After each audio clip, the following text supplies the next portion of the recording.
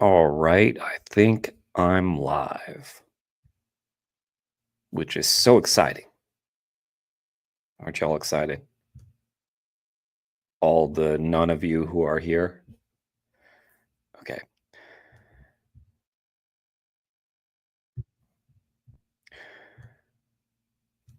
All right. Well, I wanted to come on and do a live. There's so much going on right now.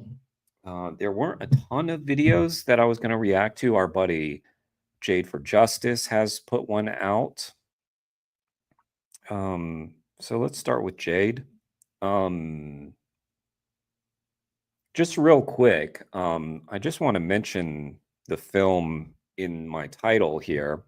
Did a community post about it as well. Um, we'll take a look at it in a sec, but I really hope that this film doesn't end up flying under the radar, as it seems like it may in our movement, where a lot of times like things get missed, like for instance, I've talked about the film EO. Um, no, almost nobody that I knew in our movement knew what that film was. And it's understandable, but that was a major animal rights film. So I'm hoping that this new documentary doesn't also get overlooked. What's up, Sally? Nice to see you. So this film was released in Spain, I believe, so it's in subtitles and everything. But if you search on Amazon Prime, if you have Amazon Prime, type in undercover period inside the bunker, right? Let me just, I'll show y'all. Okay. So,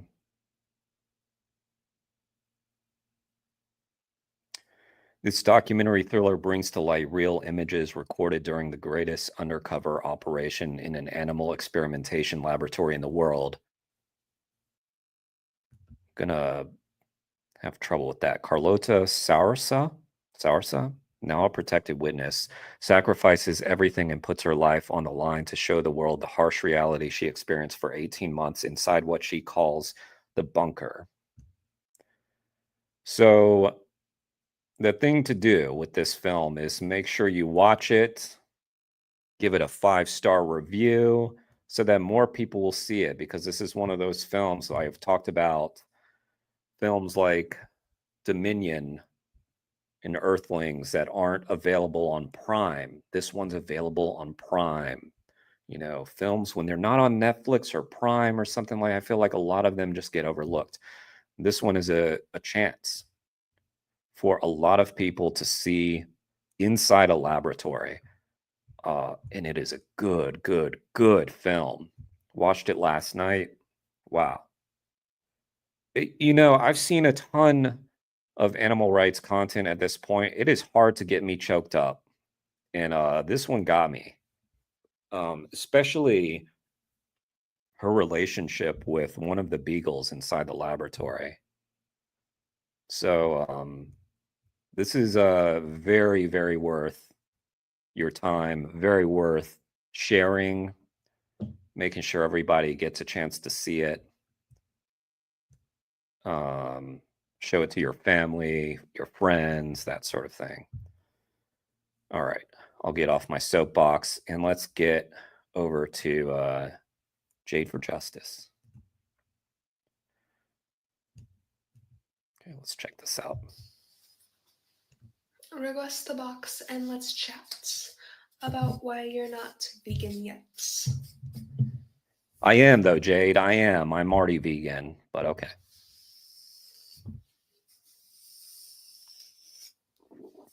Hey, look, Jade is showing us all you can do activism even while combing your hair. Veganism Now, I'd have to comb my beard, I suppose, but is an ethical stance against the exploitation of animals. So, M, why are you okay with exploiting animals? Why do you think that's okay? It's not okay. what's up, Felix? Their lives matter.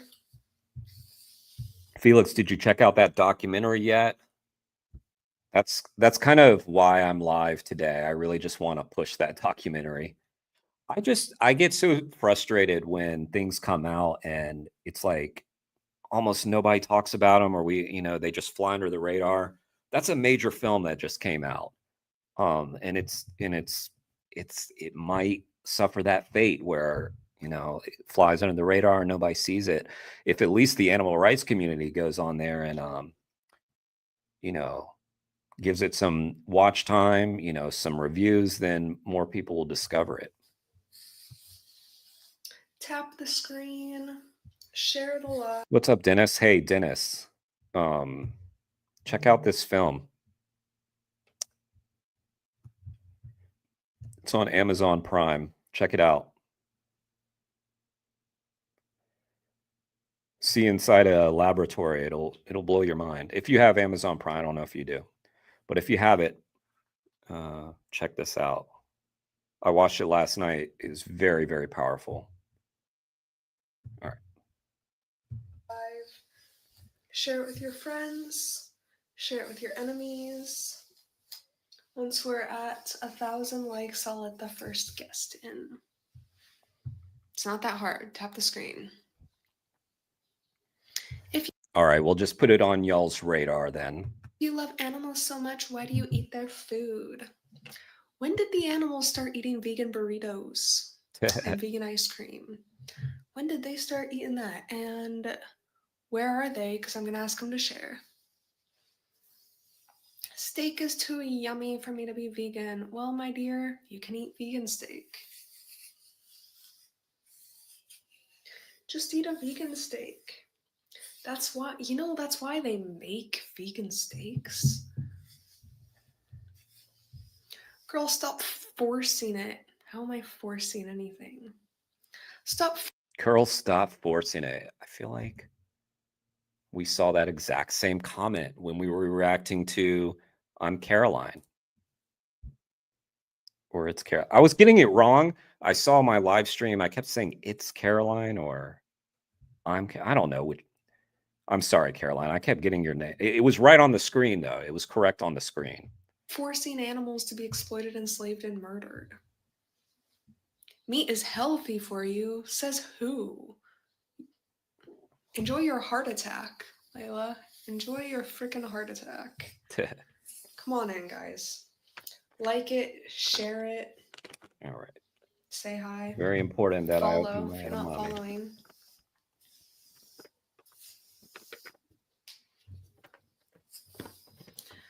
I'm not body shaming you. I said enjoy your heart attack. That's not body shaming. She's great. This is Jade for Justice, Dennis. Let me put a link to it. Let me go ahead and do that. She's awesome. Make sure she gets a subscription from you, a subscribe from you, Dennis. Do you know that vegans are at a significantly lower risk of heart disease, cancer, diabetes?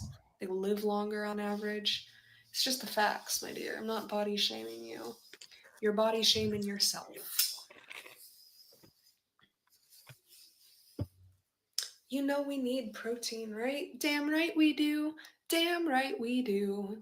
Do you know that all plants have protein in them? Got them. The more you know. Come on in. Join the live. Like it. Tap the screen. Come on. How are we only at 7 likes? Let's get once I get a few more likes, I'll let the first guest in. How many likes am I at? No, Dennis, don't do that. Don't do that. Let me see what my like count is. It's early, so let's not judge.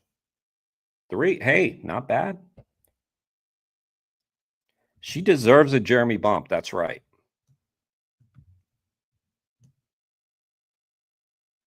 4. Night. There we go.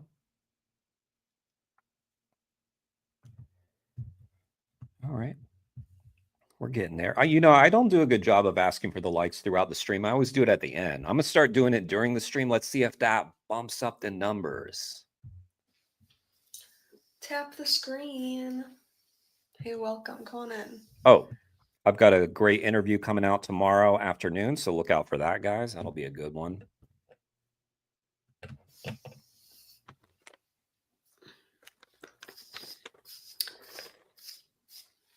Tattoos were tested on animals first to see how the ink affected them to be able to ink people. All my tattoos are vegan. Good thing I was vegan before I started getting tattoos, because all my tattoos are vegan.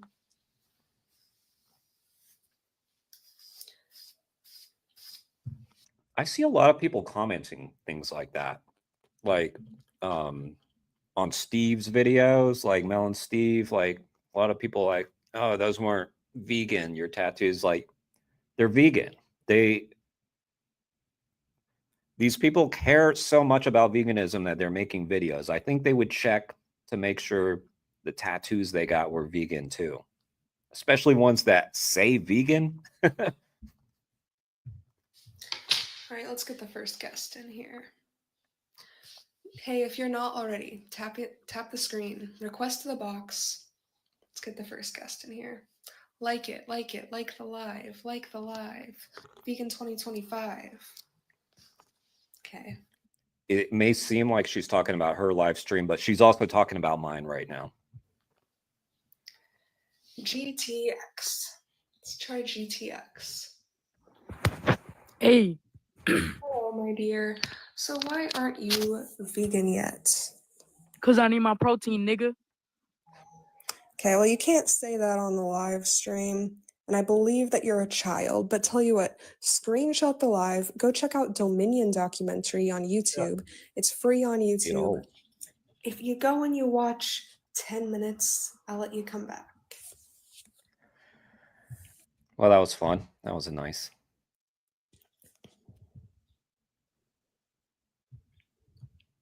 What'd you say, Dennis? Surely it wouldn't matter for her even if it wasn't vegan due to her possibly going vegan after getting tattoos. It's like someone saying a vegan can't be vegan because their muscles are made non-vegan. Yeah.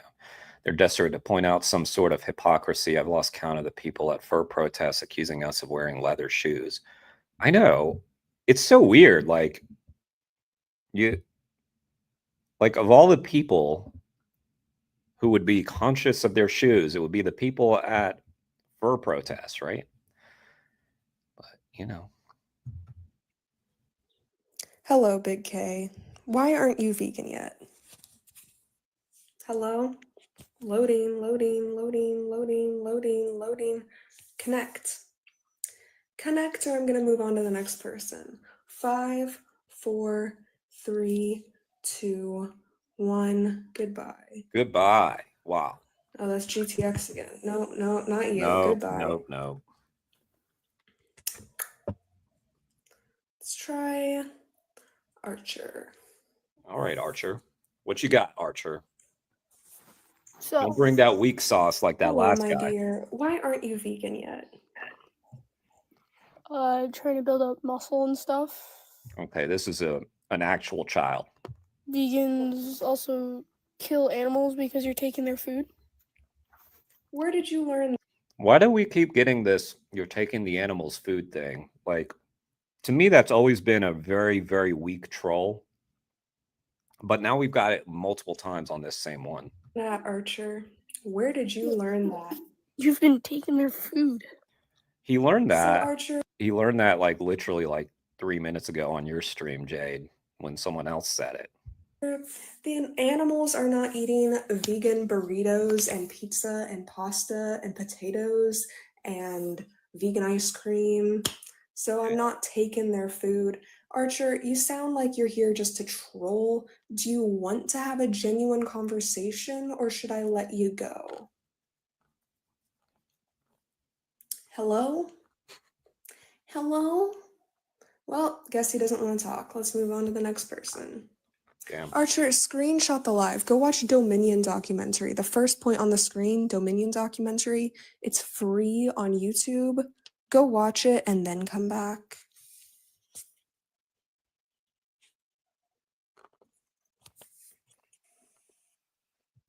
Hello, Cam.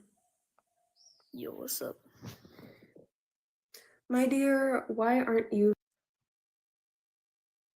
Kids say the darndest things, don't they, Dennis? What's up, Jeffrey? Nice to see you. Why is she debating kids? She's just debating whoever comes to her live stream. So, yeah, I think she doesn't discriminate. Although I'm sure she recognizes when someone sounding that young comes on that it's not really going to be much of a debate. But I mean,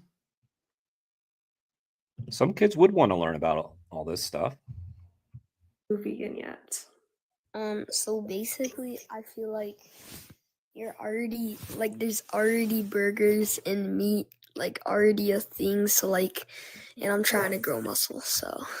Okay, but are you aware that you can grow muscle on a plant-based diet? Are you aware that all plants have protein? Are you aware that there's vegan bodybuilders and vegan Olympic athletes? Tell me what plants and tell me what athletes. Every single plant food has protein. Every single plant is made up of protein.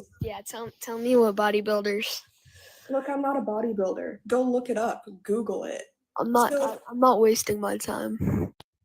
Okay, Cam, well, you're not going to waste my time either. Go watch Dominion documentary on YouTube. If you're interested in growing a brain cell, go watch Dominion.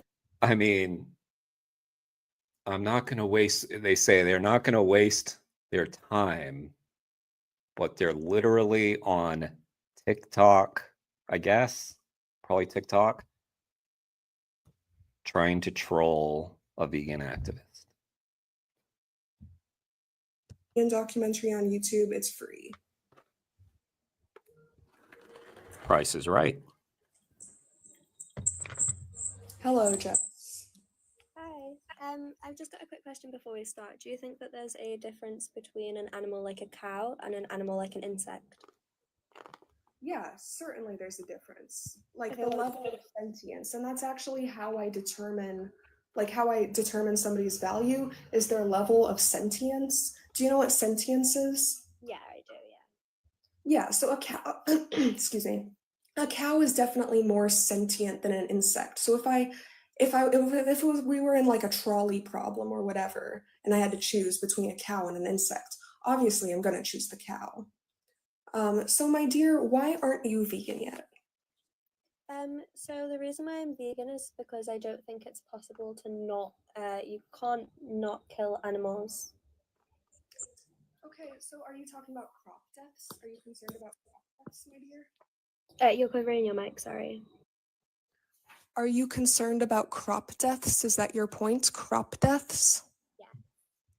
Okay, so I thought we dealt with this already. Caroline dealt with that. I thought we're done with crop deaths. All right. I guess not. Not quite. A few more times. Just a few more times we'll deal with crop deaths, and I'm sure that'll cover it. So I want you to know that veganism is an ethical stance against the exploitation of animals. So if you don't want animals to suffer and die, you should be.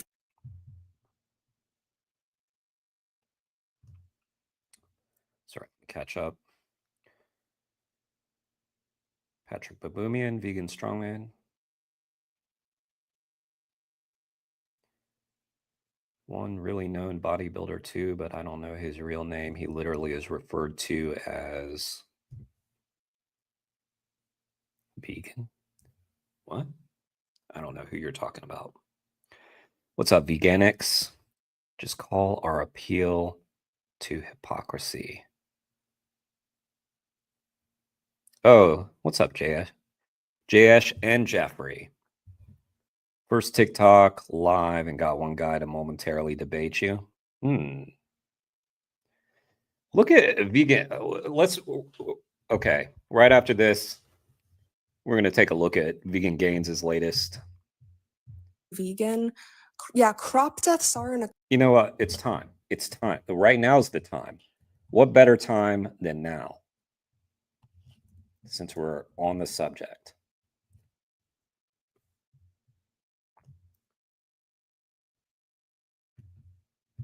I mean, Yo,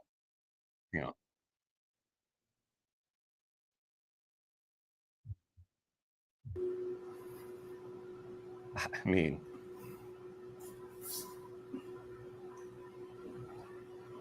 look at Richard. Holy shit.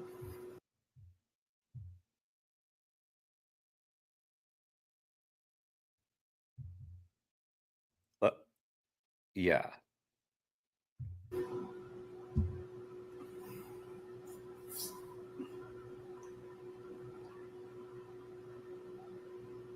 Gotten lean too.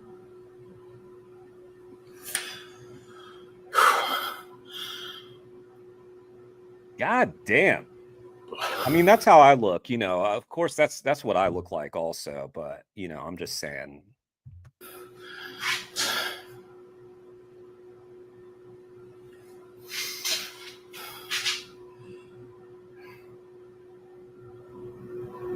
So yeah, I think it's safe to say you can be strong on a vegan diet. There's Richards checking out his fucking ripped physique. My God. Let's go back to Jade here. Occurrence that may happen. Sorry, let me catch up on the chat. Carbon up. Gay. All right. Steve. Yep, Steve. Yeah, he's got lean. Looks like sort of he used to. That's right, Dennis. That's right. You got to sub to my OnlyFans, right?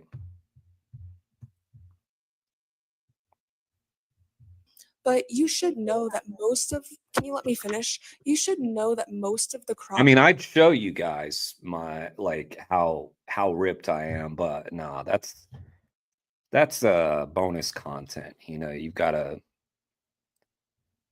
That we're growing are being fed to the 92 billion land animals that we force into existence every year to exploit, enslave, and murder. So actually, you know, there's more plants involved in an animal-based diet because the animals are eating most of these crops. Okay, so if you want to reduce your amount of crop deaths, you should go vegan. Does that make sense to you? Well, I'd just say that you can't preach the fact that you're better than other people because you don't kill animals when in fact you do. I just want to make sure that you were listening. I can't decide whether I was being humble or whether I'm going to charge for that content. I don't know. Yeah, you gotta pay for that. To what I was saying, let me ask you this. Which diet uses more plants? A plant-based diet or an animal-based diet? An animal-based diet. Okay, I'm glad that you were listening. Now, Okay, but I eat meat and I'm not coming on here and pretending that I'm a better person because I'm not pretending I'm a better person than you, Jess. Just when did I say that I was a better person than you? You're talking to me like I never said that I'm better than you. I never said I'm better than anybody. like that, baby. I'm saying that exploit. So Jeffrey, you got someone to debate you for a second. Was it productive? I love how people look at outreachers who work out extensively like Steve or that chip guy and still bring up needing protein. Yeah. Aid watching. That's not right. So you're saying I've got 8 people watching and 4 haters. That's unbelievable. The new Jubilee video about vegans. I have not. I saw someone post that on social media today, and that's awesome. Looks like they had Danny and Natalie. Hell yeah. And this other activist that I know. I would love to react to it, but the last time I tried to react to a Jubilee video, it got taken down by copyright. And killing animals is wrong. Why do you not understand that? Now you say that you're against animal exploitation and murder, but you're a hypocrite because you're I wouldn't paying say for that. them to be exploited, enslaved, and murdered. But I didn't say that ever. When did I say that? Well, you said that the reason that you're not vegan is because you don't want animals to die and animals Well, I die. said the reason that I'm not vegan is because no one can be vegan ever because you're still killing animals. Yeah, okay, so you don't know what a vegan is.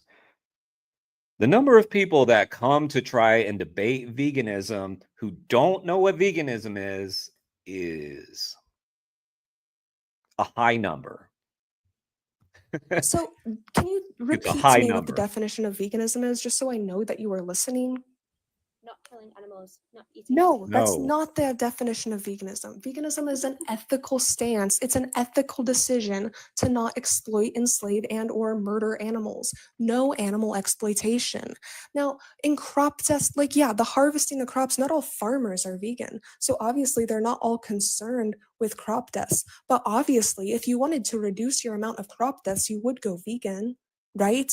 But you don't care about that. You're just selfish and exploitative. And honestly, Damn I hope right. life treats you exactly the way that you treat other animals. I hope life treats you the way that you deserve. Nice. I like when Jade tells it like it is. Okay. Let me link to that. Guys, make sure Jade gets the Jeremy bump. Okay? Make sure.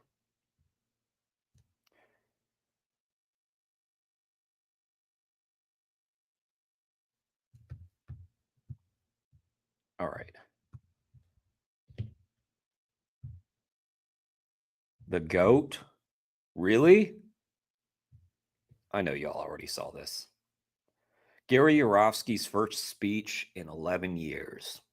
I watched it, but not on stream. So now we're going to watch it on the stream. Even though I haven't been giving classroom presentations and doing media interviews for the last. So what has the kid been up to?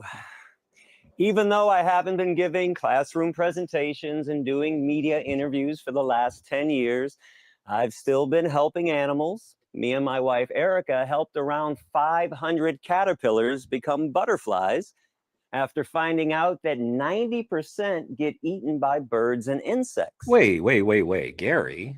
I thought that vegans don't care about insects. I mean, that's what I'm told that all the time, that vegans, we don't care about bugs. Sounds like you care a lot about. Okay. So we would go outside and find them before the birds and the insects did, put them in a safe enclosure, feed them parsley, fennel, dill, and milkweed, and then release them after they hatch from their cocoons. I also saved around 150 skunks from being viciously killed by some maniac who was catching them in cages and drowning them in his backyard because he didn't want them living in his city. Problem was, it was my city too. So I went to his house and confronted him and told him if he ever did that shit again, I'd do the same thing to him. He backed down and said he would stop killing them as long as I agreed to relocate them after he caught them. I could not convince him to stop catching them, but I was happy to give those skunks a brand new home in some nearby wooded areas. Skunks, by the way, get a really bad rap. They are some of the sweetest creatures I have ever met.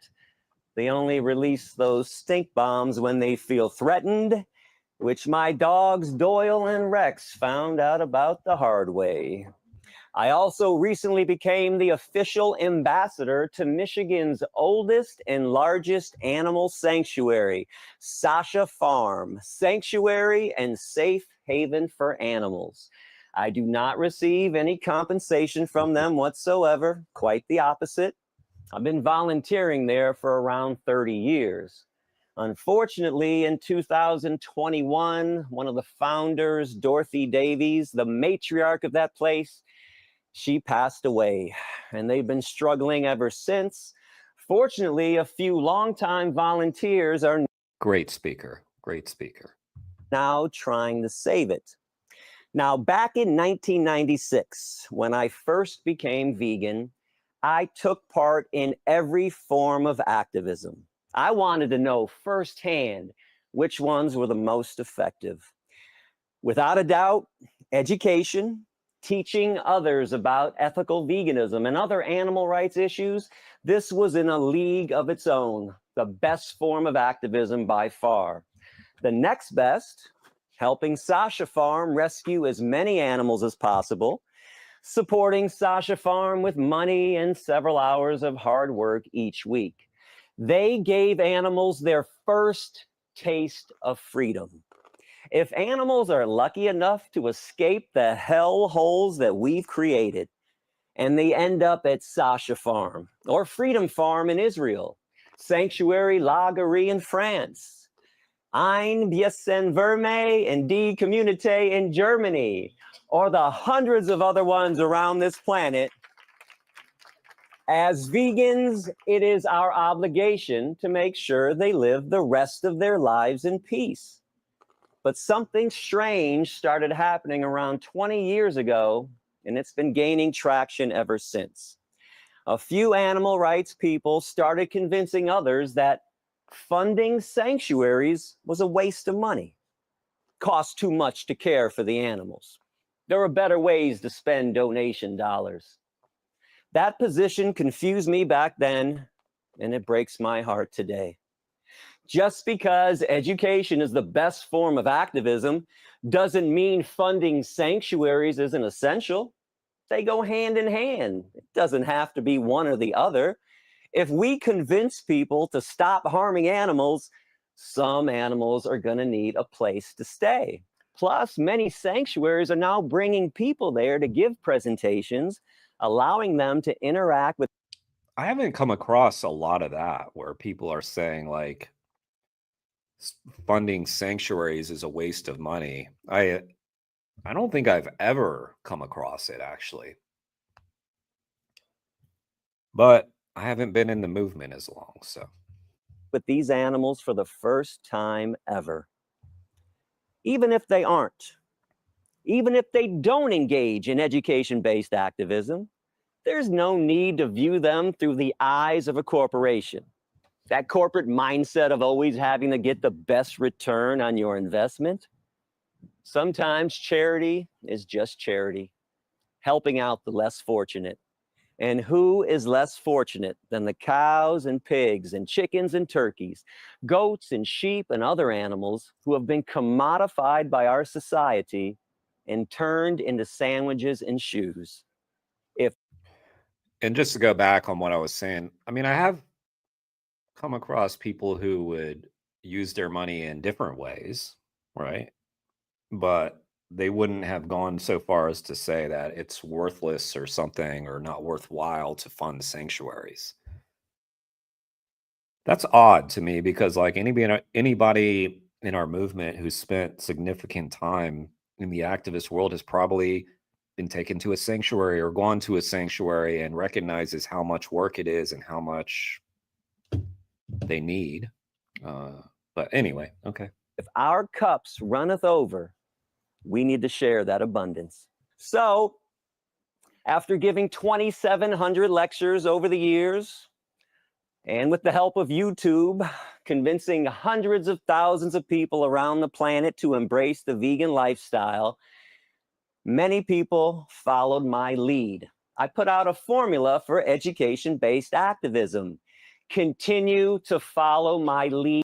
Yeah, and we've watched, Kane Defends Animals. We've seen Kane give a very Gary Yourofsky style lecture at one of his classes. We've watched a lot of Arvind, animal activist, who does basically the same thing in India. And yeah, it has sparked a lot of great activism.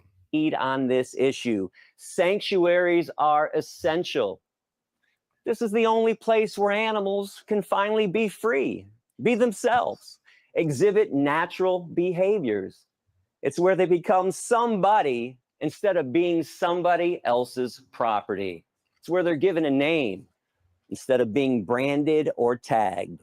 So donate money to Sasha Farm, sashafarm.org, and donate to the other animal sanctuaries as well. And donate a few hours as well, and tell everybody you know to do the same. Because if a few thousand lucky animals wind up at these places, they deserve everything no matter what it cost. It's the least we can do for them, considering the vicious things we've been doing to them for thousands of years. All right, I just linked to that video. Go give Gary the Jeremy bump. You know, struggling activist, you know, as he is, you know, just getting back to it. You know, he's going to need a little boost from Jeremy, I think. He needs it. He needs it. Speaking of another person who needs the Jeremy bump, we'll watch some Earthling Ed here in a second. God, that guy's, he's struggling. He is. But real quick, the whole point of this stream the whole point was to promote this documentary. So guys, I'm just going to keep repeating it throughout this stream. This came out on Prime, Undercover Inside the Bunker, an incredible documentary. Something that we got to make sure does not fly under the radar like too many of our documentaries and great things do. Like, you know, this one, anybody that has a Prime account can watch this film, which is major. This takes you inside a laboratory. It is harrowing and really well made. Really well made. I said at the beginning of the stream, like, it takes a lot to choke me up now watching films. This one got me. Especially because there's this relationship that the woman who went undercover develops with one of the Beagles inside the lab. It's really powerful. And yeah, you'll learn a lot from this documentary. So check it out. So I saw that Ed had released a video, someone desperately in need of that Jeremy bump. He keeps begging me, you know, he keeps on, it's incessant the amount of times I get a message from Ed said, Jeremy, please let me on your podcast, please. I'm like, yeah, look, you're a vegan, Ed. I'll get to you. I'll get to. So hello everyone. It's been a little while since I last uploaded a podcast episode, which is a shame because I used to really enjoy podcasting. And you see, he's seen how well my my podcast is doing, and he said, I gotta get a little bit of that. Speaking of, in all seriousness, I'm gonna stop this. That joke has run its course, I'm sure. But yeah, there's been some cool podcasts lately. So I mean, George Martin's been doing his podcast. Vegan FTA has started doing podcasts, and they're great. So check that out as well. What am I gonna forget? A lot. All I'm saying is the podcast. We're in a little bit of a podcast boom, I guess, right now, and it'll be great to have Disclosure Podcast back. it's why I'm so thrilled to be bringing it back. And the episode title for this episode is A New Chapter. And part of this new chapter, so to speak, is me bringing back the podcast, albeit a little bit differently. I'll still be uploading just the audio files, which is what I used to do. But on top of that, now I'm filming them so that you can watch and listen to the podcast on YouTube as well. Nice. So hello. That's great. Welcome back to the Disclosure Podcast. I'm really looking forward to recording. There were some good episodes of that one, especially there was like one that I remember that was like a former dairy farmer or like a current dairy farmer that went on there. I thought that was really cool. He's also had on, you know, ex-investigators, and without support, with our support, yes, Ed could be big one day. I think he has potential. He does. I mean, he's got a nice setup. Look, it's not quite as spiffy as mine. I mean, let's be real. I mean, he doesn't have one of those. Oh shit. You know, he's got this kind of subpar microphone.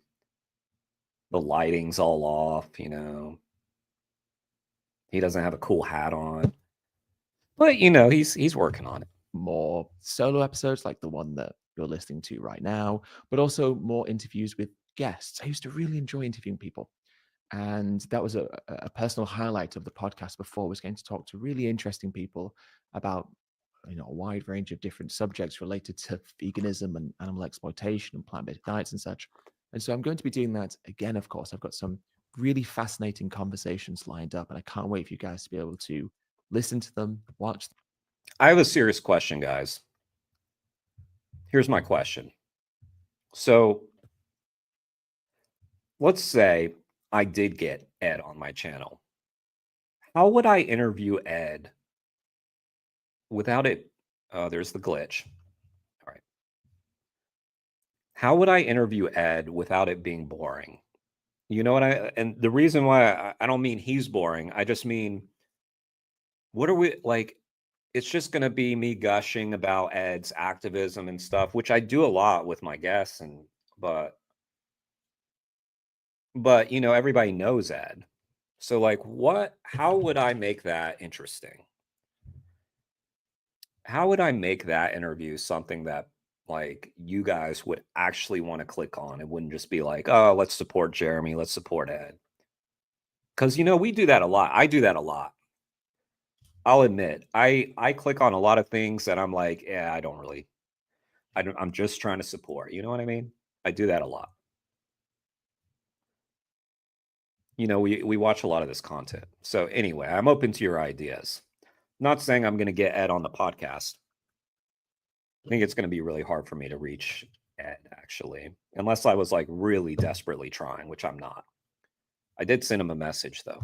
If you're watching on YouTube. But you know, on Instagram, you only get like one try.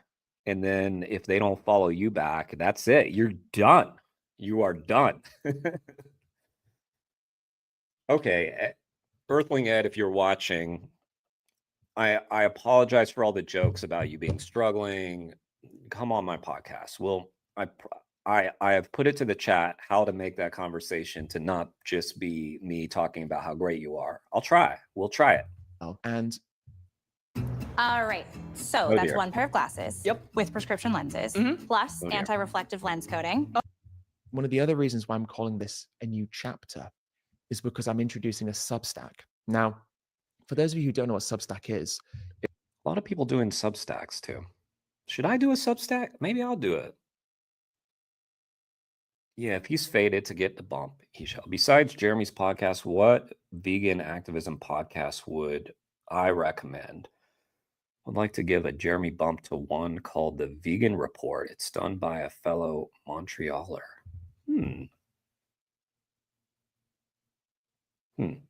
Interesting.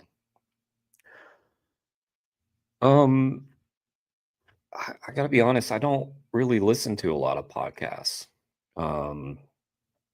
It's funny because like I make the kind of content that I don't typically consume.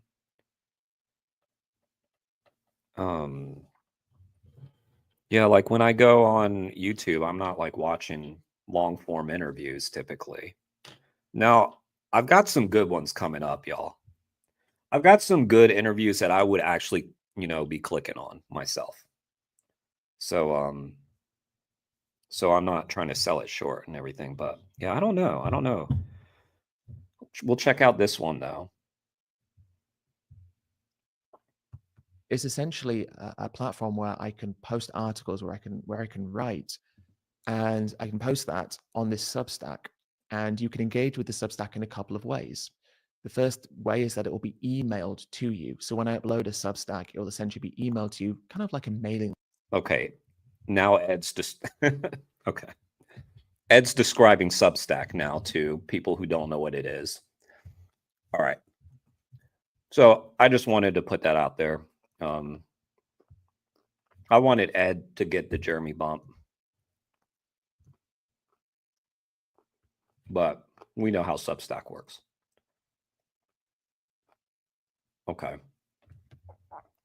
I told Mel and Steve it's not a stream if we don't react to Mel and Steve, which is true. So let's react to some Mel and Steve.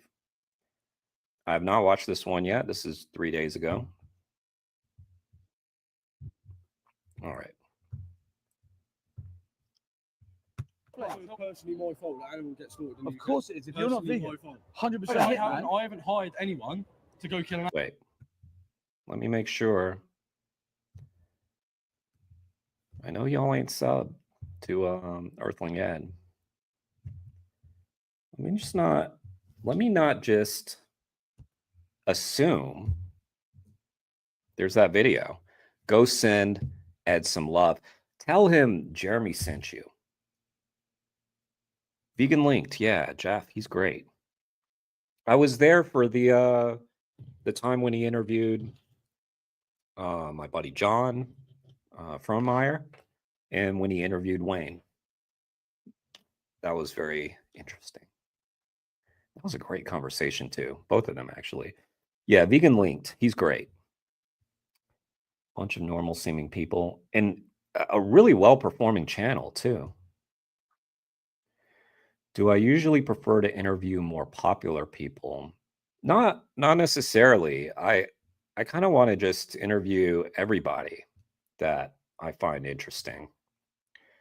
I mean, popular people need it less, you know, and they're going to get less from my channel, obviously. So it's not as thrilling, honestly. It's really exciting to meet some of the popular people. Like, for instance, if I hadn't met them before, then it's really cool to meet them and have a chat with them, and it's a huge honor. But it's almost more thrilling when you've like put out a podcast, like say with Doggo, like we did one with Doggo, you know, about sled dog racing, or Liesel, who was in Eternal Treblinka, just because you don't see interview. But Liesel was on Vegan Linked. Speaking of Vegan Linked, that was the only other place that I saw Liesel, other than the book. What's up, Doggo? Doggo is here. And I mean, you know, Doggo joins the chats. It's really cool. Like we have this, you know, we have this bond. Like, you know, some of the bigger names in the movement, obviously they're not going to be on my chat, you know. So I guess all that to say is I don't really have a preference on that. Yeah, I don't know. Animal. Yes, you have. I think speaking with you isn't going to get anywhere. This is my personal opinion. I'm not going to come out here and have a TV screen of why the reason I eat meat. Oh, and by the way, and then Doggo has sent me a ton, like, well, at least like 3 times, like really good recommendations, including Tom Harris. That was Doggo's idea to interview Tom Harris. Got Tom on Wayne's channel, got him on my channel. That was Doggo's idea. Reason I don't eat meat. I don't personally feel like it's the need. And my future lover, you know, Raleigh, from Climate Town. I'm just kidding. But yeah, Climate Town could be, you know, they're doing great videos. You know, pushing my opinion on other people. It's not pushing my opinion, is it? It is, because you're saying, oh look, you're offering a free prize for people to watch your videos. To see the truth. It's not my opinion. Yeah, I know. This is the facts. Yeah, of course we are. I don't need to in public. Yeah, Axel. And Axel mentioned the last time he was in my chat that he had just gotten new equipment for streaming. So I believe Axel will start doing some streaming soon.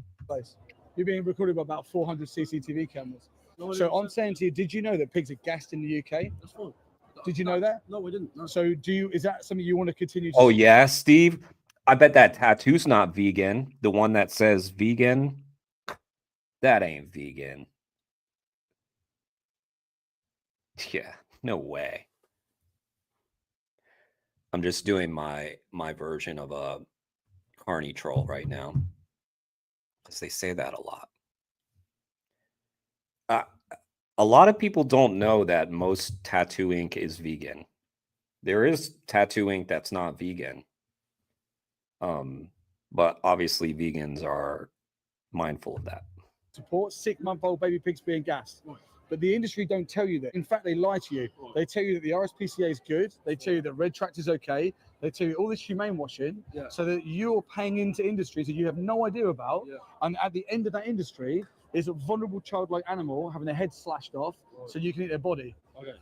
To me, that's a massive injustice. And if I can use my freedom and my voice for that individual, then that's what I'm going to do. Like I said, I don't disagree with your opinion, and I don't disagree with the point you're standing forward. I just think having TV screens and saying, "Oh, look, come and watch this video." So how do we do it then? It's obviously very one-sided. This video, it doesn't open. It's called activism, dude. Like, what is he butthurt about? Up both sides. Well, tell me the other side. What could be Yeah, the what's the other side? Oh god. other side? People eating meat and vegans. Right, It's so- quite easy. It's So a someone 50-50 eating meat, there. there's a victim, right? It's black and white, right? It's vegans and people eating meat. Yeah. Right. You don't see people that eat meat, right? Have TV screens on the other side, and you're saying, "Oh, come watch this 3-minute video." And Of course they won't, because they're the ones who are Exactly. oppressors. They're the oppressors.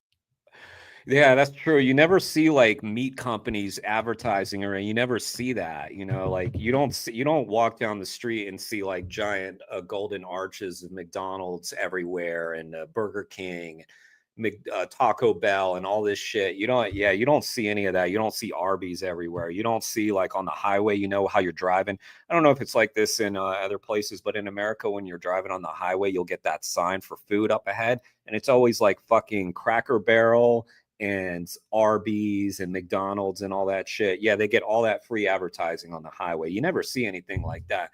Yeah, why is it that meat eaters are never in your face like the way that vegans are? Oh, right. They're fucking everywhere. This is like when people are like, "Oh, we're losing Christmas." Like, "Oh, why we should not say happy holidays." We cuz wow, it's like, Christians are being so persecuted. Like Christmas is everywhere. Everywhere. Everywhere. Oh, sorry, I had to do a little rant. Sorry. We have them exactly. Silhouettes of it. Yeah, fuck Arby's.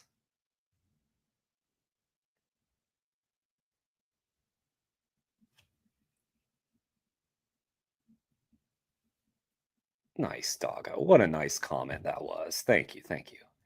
Point out the non-vegan tattoos and the leather shoes and tell the activists to get a job. The troll trifecta. That's right. That's right.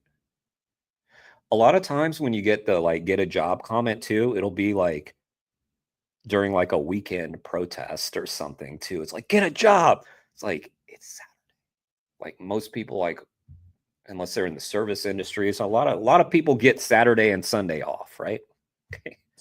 It's like you wouldn't say like you have racists and anti-racists. Right. We wouldn't have loads of people saying like, "Come and join my racist gang over here." We'd be like, "Is that what we should be doing?" I'm not saying, I'm not comparing this to anything like that. But what you keep. I'm defending the victim. Yeah. And what you're saying is the other side. Like I said, I haven't got a problem with you or what you stand for or anything. Apparently you do. But because you're in the position of He's going to run off, by the way. Non-vegan runs off during heated debate. I saw the preview. I guess it was on social media, so I did see the part where he runs off, but I haven't watched this video. Now you've got a camera pointed on me, and you're in the position of power, right? You're the oppressor. I'm not in any position of power. Of course you are. How? Whenever you go into a shop and you buy an animal product or like a secretion. And by the way, if he's worried about the camera pointed at him, he could just walk away. I don't think Steve forced him to stop. He is pretty strong, though. You can tell. Look how. Yeah, he can. He could. Maybe he did. Maybe. All right. I shouldn't judge. Maybe this guy was trying to run. Steve grabbed him and said, "No, you will stand here and watch this video and talk to me under duress." Like milk or eggs, you are directly paying for animals to go into slaughterhouses. So you are in a position of power because you have the choice to either put them in there or, by not buying them, remove them from them industries. Because they're all supply and demand. So it's personally my fault that animal gets slaughtered. Of course it is. If you're not vegan, 100%. Right. Well, that's your own personal opinion. No, it's not. It's fact. I completely disagree with you. How did it? Then tell me your position. I completely disagree. How? How can one person be responsible for every single slaughter in the UK? Right. Do you know what supply and demand is? That's not what he said. Of course I do. Explain it to me. Well, supply and demand. If there's a supply, then there has to be a demand for it. Right. If there's a demand, there has to be a supply for it. So Right. then if the demand increases, so does the supply. Right. So if you didn't demand animals to go into slaughterhouses, they wouldn't go into slaughterhouses. But I haven't demanded anything. By buying their product, by buying their body parts, you're creating a demand. I think speaking with you isn't going to get anywhere. No, but do you understand that? Yeah, of course I understand. So then you understand why you're personally responsible for animals in I'm not slaughterhouses. personally responsible for anything. Of course you are. Yes, you are. Ah, man, I hate this mindset. We're back on that thing where it's like, oh, little old me. personal responsibility. If I went up to an animal and I killed him, I'm personally responsible for that. Just exactly the same. Okay. If I hired this person here to shoot you, am I? That's a good point, Dennis. It probably was Mel. Yeah, he was probably running by, and Mel was like, "Get the fuck back here." I could see that. I could see that happening. responsible for that? No, I'm not. no. So if I because hired a I haven't hired anyone to go kill an animal. Yes, you have. No, I haven't. When you buy a chicken Okay, breast, do you pay taxes? when you Do you buy a pay chicken taxes? breast, don't deflect. No, but do you pay taxes? When you buy a chicken breast, you're paying someone to stab a chicken, do you pay to taxes? cut them into Do you pieces, pay to eat their taxes? bodies. Do you Do pay you pay taxes? Do you Don't pay deflect. taxes? No, Do I'm you not pay deflecting. taxes? I'm just going Don't off your deflect. point. I'm going off your point. Do you pay taxes? Don't deflect. Right. What you're doing right now is you're trying to deflect No, because you because don't you're, want to answer my you're question. responsible. No, it's oh god. It's obvious where you're going with the question. You're doing this appeal to futility right now, where it's like, oh, because the government takes my taxes and gives them to animal agriculture, then I should just also pay those meat companies even more, so that not only will they get money directly from me and they'll get my taxes. Come on, dude. Like, stop it.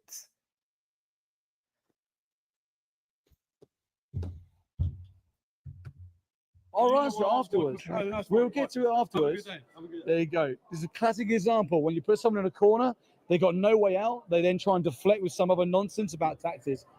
This is what happens when you hold a mirror up to someone. He realizes, he even explained supply and demand to me.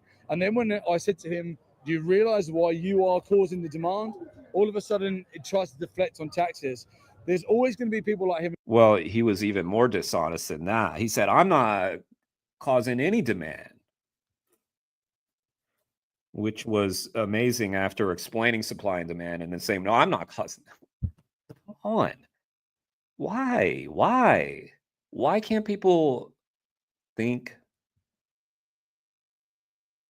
deeper? In this world who want to just wash their sloping shoulders. I'm not responsible, but they have to face the fact that they are responsible. And when you do it, they don't like it. I like how he said that. Be people like him in this world who want to just wash their sloping shoulders. I'm not responsible, but they. Oh, sloping shoulders. I didn't see him doing the. Well, I like the imagery of just slumping. No, it's not me. Like this kind of. I like that. Have to face the fact that they are responsible, and when you do it, they don't like it. They're just uncomfortable with it. Of course they are, because he's just realized that he is in fact responsible for animals directly in slaughterhouses, and so are you if you're not vegan. The simple thing is to remove yourself and be vegan, and then you're not responsible for animals suffering inside slaughterhouses. It's simple. Brought to you by Rogue. No, it's not. This product contains nicotine. Nicotine is an addictive chemical. They should put that shit on meat. They should put the warning labels. This product causes cancer. Why not? We need that. Let me catch up on the chat. If there's a supply, there has to be a demand. It's not how supply. Yeah, you're actually right, doggo. Correct. She could have frozen him with a Cleopatra stare, then forced him to stay and watch. She would be pretty persuasive. Yeah. Connection problems, Jeremy. Wish I could help with your connection problems.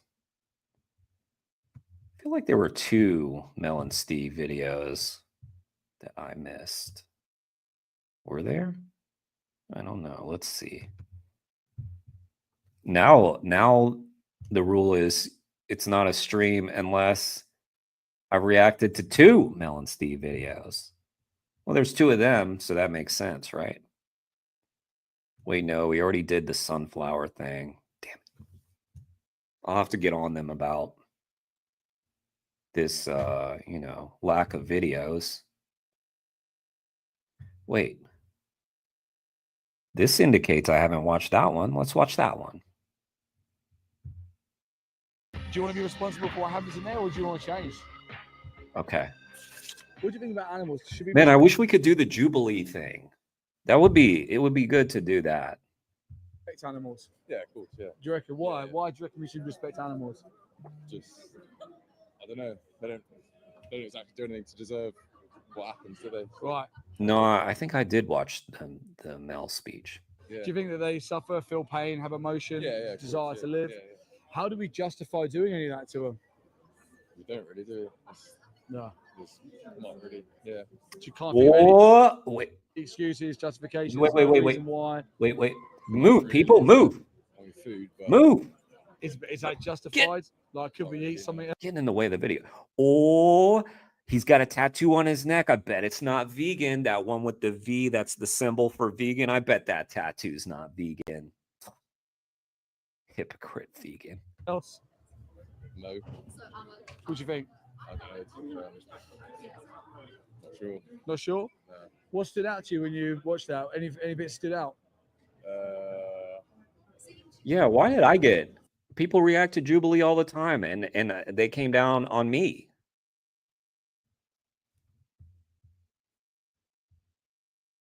I guess they they were like, this guy, that's going to be very impactful. If more people will probably watch my reaction to the Jubilee than the actual Jubilee. That's why Jubilee complained. He said this channel is going to take all our views. Just sort of how cruel it is, really. Just like sort of, I don't know, just how harsh it is. Like, We've been inside farms, so as well as like street interviews, we go inside farms, we like film stuff, and we just true. go to slaughterhouses, and you see a lot of stuff, and you realise slaughterhouses have got like 12-foot spike walls. Like they won't let you see nothing. You go to a slaughterhouse, we're in the middle of the country. They've got 12-foot spike walls with CCTV everywhere. One thing about Jubilee, I think that you may be able to react to it if you've created a video of it. I've seen that. But I feel like I saw Danny Ishe have similar struggles when he was trying to react to Jubilee Live. Like high security, I've seen prisons with less security. You start thinking like, why? Like, why do they not want me to see what's the other side of the wall? Same as like with farms, they're all like hidden. yeah. If they was transparent with the public, if they said to the public, listen, the reality of your pig bacon sandwich is a 6-month-old pig inside a gas chamber, would you still buy bacon? Right? And this is what's scary to the industry, because people like you who have got empathy and compassion, you see the reality of the injustice and then you remove your support. When you remove your support, what do you think happens to their profit margins?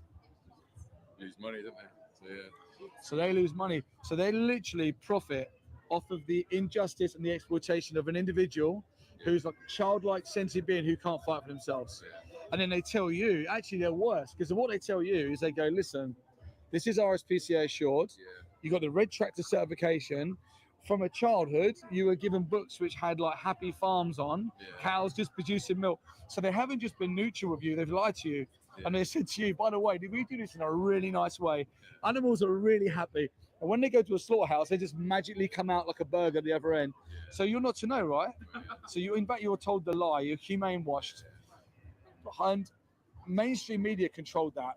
But where we've got activists now who are willing to go into farms, willing to go and investigate, we're able to show the reality to the people who are buying these products. Now you've seen the reality, what are you going to do? Make change, I suppose, yeah. What change? Buy less meat. Would that be all right? Yeah. What, and how would you say that you could justify buying less? What do you mean? Like, So let's say you have 10 chickens a week right now, and you're only going to have 2. Yeah. So these 8 chickens we can move and put back over here, but these 2 go into our slaughterhouse. How do you say it's okay to do it to these 2, but it's not okay to do it to them 8? Yeah, I suppose you can't really. See what I'm saying? And by the way, I'm not judging you, mate. I'm not judging you. And everyone's first instinct is reduce, do less, go vegetarian. People like, we have these like knee-jerk reactions to limit it because we know it's inherently bad. But we immediately try and reduce it because we're fearful of actually stopping. But what would stop you? Like, what would be the fear of stopping? Nothing, I suppose. I mean, vegan options are quite good now, aren't they? Easy, Quite mate. here, yeah. I'll tell you what, mate. It's one thing that will ring true for any vegan you speak to, is they'll go, man, I never knew it was so easy, and I wish I did it earlier. Because, mate, I had pizza last night. Yeah. Well, Dennis, if you're referring to the Jubilee that had Zoe Rosenberg, that was a clear win for the vegans. Clear win. And in fact, the vegans on that stage were all pretty impressive people. And the on the carnivore side, it was like, why are y'all even there? Like, what do? You literally are just like YouTube influencer types. Zoe's like rescued animals. She's on trial right now. Speaking of, like, it should be today or tomorrow or something that we get a ruling on whether or not she can use the necessity defense. I thought that was supposed to come today, but I don't hear anybody talking about it. I don't see people celebrating or pissed. Maybe it didn't happen. I mean, they had no business even being on that stage with Zoe and the others. It was ridiculous.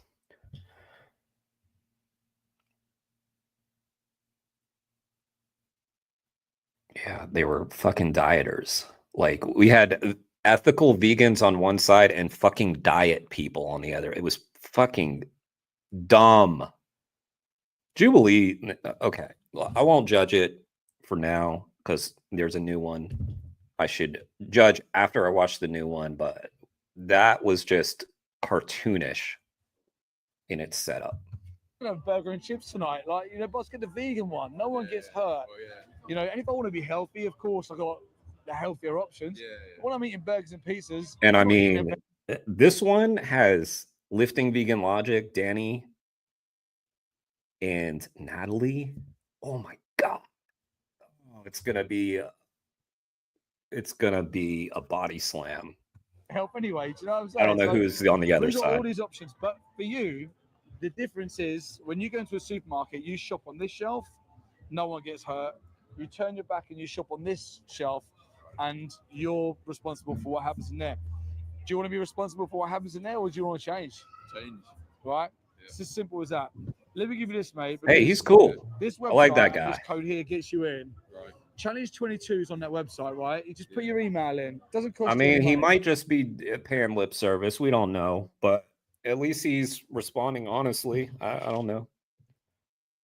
It's hard to tell, but we'll try to give him the benefit of the doubt, you know?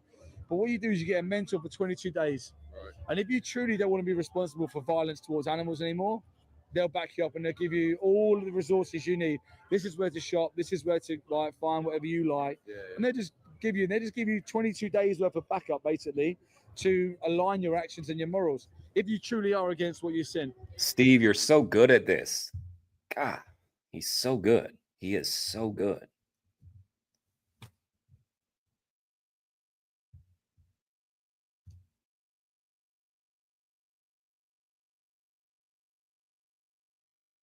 Taylor.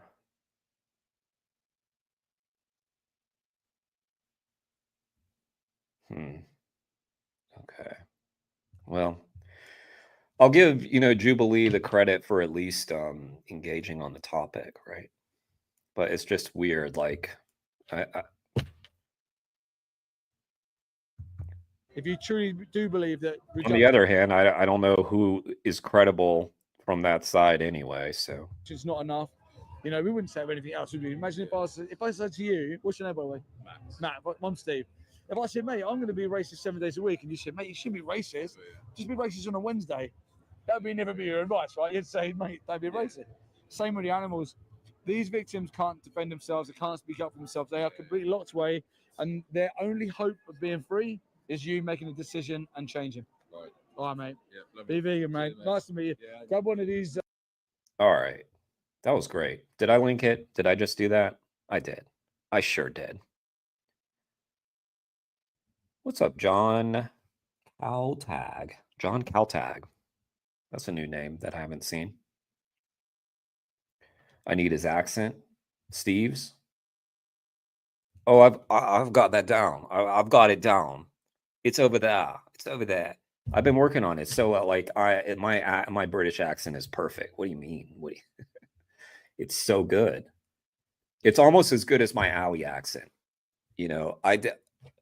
The one I did for Ali Tabrizi was something that I worked on for days, and I think Their vegan chocolate. it's pretty clear that I got it perfect. So but it's not always that I work on an accent and really fine tune it in the way that I did with Ali. All right, this popped up. I feel like he sent this video.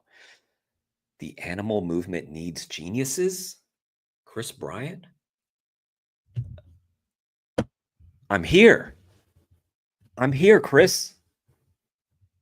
I got you. I'm just kidding. Who do we think is some of the smartest people in the movement? Y'all rank them. I'm not going to rank them. You rank them. You take the heat for that. Means that they think you can help us. You. The animal movement needs geniuses. If somebody has sent you this video, it means that they think you can help us. You. You with your particular talent, skill. It is directed to me. YouTube sent me this. I was joking, but apparently this is for me. Skills, and now I'm sending it to you. So by that extension, maybe you guys are the geniuses. Experience or network. You can help us. We need the help of extremely talented people. So I'm asking my viewers, who are mostly vegans, to share this with the 3 most talented people they know. Wait, what? It's get more ahs in the sound. How do I wait for what? For what? What am I? For which sentence? When you write me the sentence, I'll give you a perfect British accent. Vegans, don't hold back here. This is not the time for politeness or restraint. I need you to send this video to the smartest and or most influential people that you know, whether or not they're vegetarian, vegan, or anything else. For this purpose, I need you... Wayne's pretty smart. Maybe I'll send him this video. I'll say, Wayne, the animal movement needs you. To dispense with any personal biases or grudges that you may have, and just send this to the 3 most raw, talented, smart, or influential people that you know. We need geniuses. Geniuses, thank you for trusting the person who sent this to you to click the link and watch this video. No problem. I promise No I'm problem. going to make this worth your time. All right. Let's get into it. All right. What? Okay, good, because I already am vegan. First things first, this video is not about trying to persuade you to go vegan.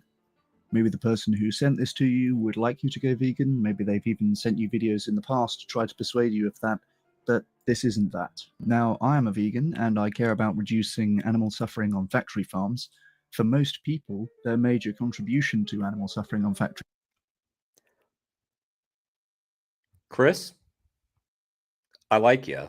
I like you. I like your videos. That was a bit of a weird comment. That struck me as a bit of a cosmic skeptic kind of thing to say. I'm vegan and I want to reduce suffering on factory farms. Okay, look, maybe it's not the gist of what he was going for, but to me it sounded like well, okay, do you guys know what I'm talking about with cosmic skeptic? It was all about, oh, factory farms are bad, factory farms this. It's like, no, all the farms are bad, all the animal exploitation is bad. All right, anyway. Farms is, for most people, I am a vegan and I care about reducing animal suffering on factory farms.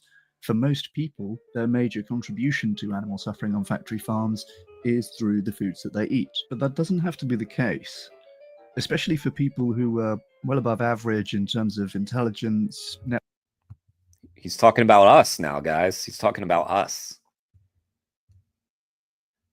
He's talking about the people like us who are just on that upper tier, right? Yeah, a lot of the people I've interviewed myself. No, you included, Doggo. You included Wayne, Natalie, Tom. Oh, yeah. The animal R movement. Oh, could do with people who understand internet connection, networking, and security and penetration. Son. Oh, okay. Gotcha. Yeah, exactly, Felix. Yeah, exactly, John. He sure did. Networks or ability to get things done, you must already have the idea that surely there are other things I could do that would have more impact on animal suffering than going vegan. And you're right. I might get some amount of hate from the vegans in my audience for saying that. Chris. Son of a... All right. Explain yourself, Chris. But I think it is true. In this video, I'm going to offer some solutions which can help you to reduce factory farmed animal suffering by more than you would by going vegan. But first, why care about farmed animals at all?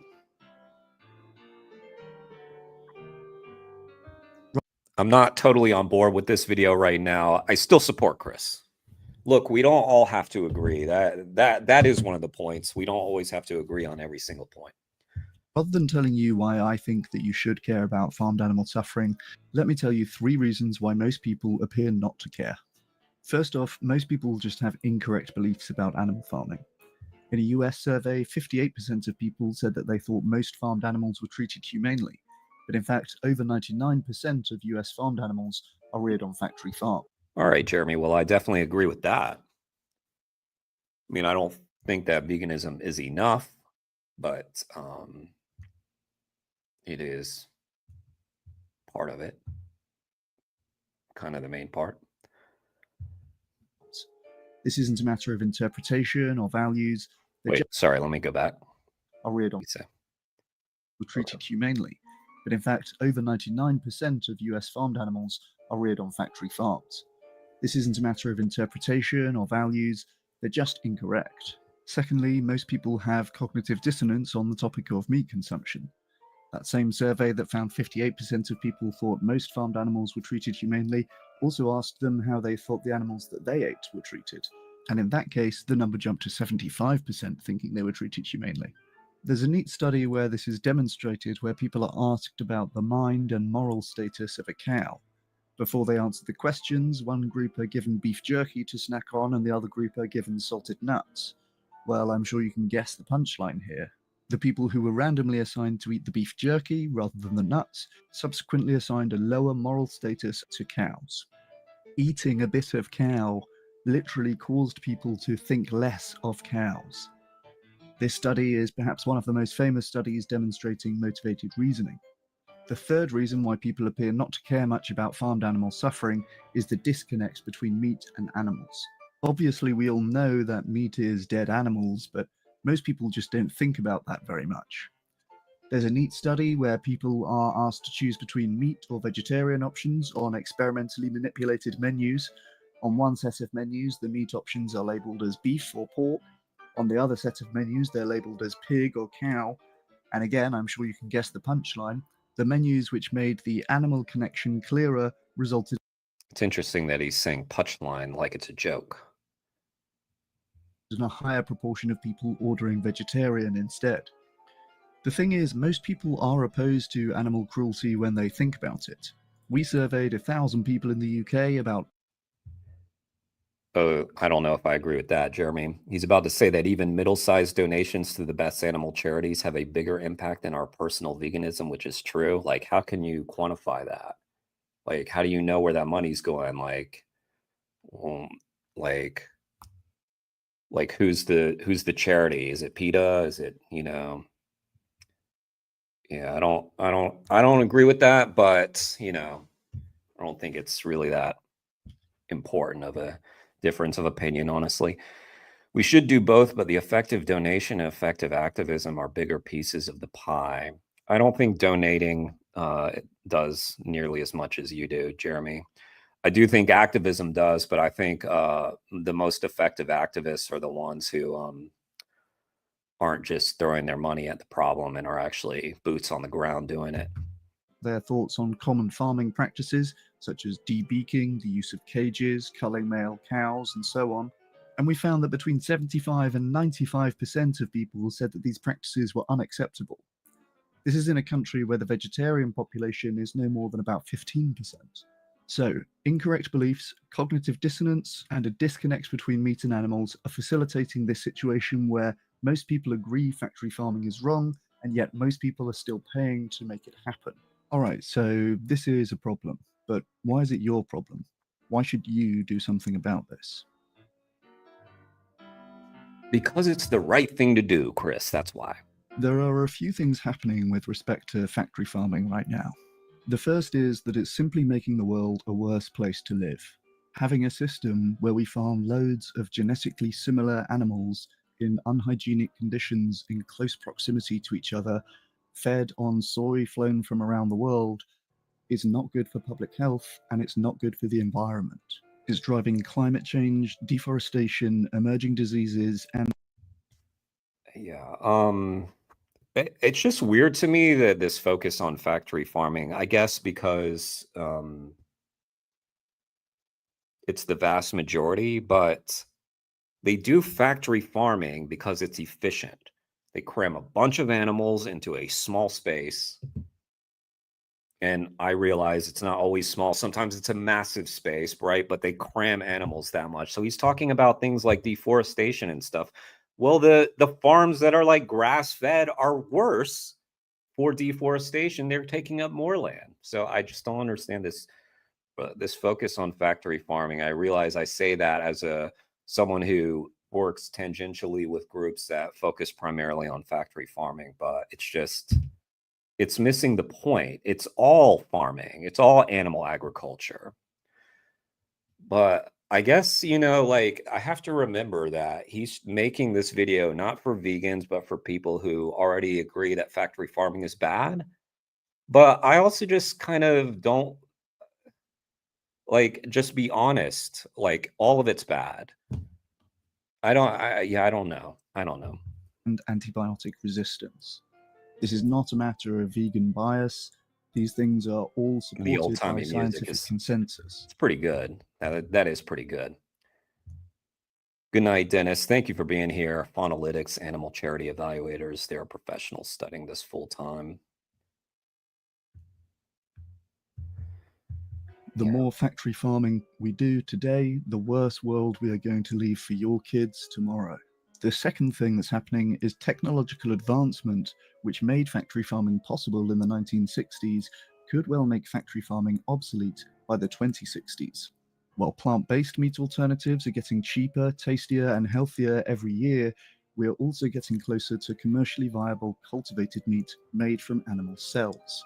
Cultivated meat recently received regulatory approval in the US and in Australia, and it's been available to consumers in Singapore for almost 5 years. I think Texas just banned it. Florida has banned it. I think something like 7 or 8, I don't know, 7 states at least, Louisiana, have banned cultivated meat. Now, I realize, I don't think they'll be able to hold back the tide, but they're trying. This could be game-changing technology that makes factory farming obsolete in our lifetime, meaning that your grandchildren might grow up in a world where factory farming is just a shameful memory of something that we used to do. The third thing that's happening with respect to factory farming is that a record is being written every day of what each of us is doing or not doing to try to end or to try to prolong factory farming. There are people who history will remember for having led the charge to end factory farming, and those people will be remembered as moral leaders. There are also people who history will remember as having maliciously lobbied and obfuscated to keep more animals trapped on factory farms for longer. If there's any justice, those people will be remembered as moral monsters. Today, we all have a chance to will be remembered as moral monsters. Today, we all have a chance to express our views on this topic. Whether you're somebody who's speaking out to end factory farming, somebody who's maliciously lobbying to defend factory farming, or somebody who's complicitly silent while this suffering goes on, social media will forever have a record of what you did or didn't Yeah, you're right, Jeremy. Yeah, I feel like I just heard about that yesterday, right? do to help end this injustice. So, factory farming is making the world a worse place for your kids. It's probably going to be obsolete by the time that you meet your grandkids. And there's a record being written of what each of us is doing or not doing to end factory farming. I hope he's right. I don't know that he's right. This one, I mean, I hope he's right.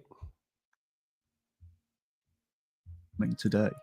In truth, if you decide to do nothing and say nothing on this topic, history probably won't remember you one way or another. But we are now at the start of a process where you can become one of the tiny number of people speaking up against factory farming. And if you do that today, history will remember you as a moral leader. Okay, so factory. He's really appealing to people's selfishness, right? Yeah. Smart, I guess. Most people are. Farming is a problem worth caring about, and it's a problem worth doing something about. Let's keep in mind, though, that this video was marketed to geniuses. I kind of feel like the geniuses are going to see through this, but maybe not. Maybe not. But what can you actually do? He outsmarted me. You see, the people who click on the thing think that they're geniuses, like me. And then they get 360 jiu-jitsu'd, taken down to the mat, some kind of fighting metaphor happens to them, me. And then I come out of the video like, oh, that was pretty good. I don't know. I don't know what I'm saying. Now, I'm partly asking that question rhetorically because I do have some suggestions for you, but I'm also asking it actually. The point of this video... Well, hair splitting, because he's saying, you know, it's important for you to do this for a selfish reason, for how it makes you look, rather than, you know, making it seem like actually the reason you ought to do this has nothing to do with you. That's why I prefer like Dominion, Earthlings. It's about them. It's not about us.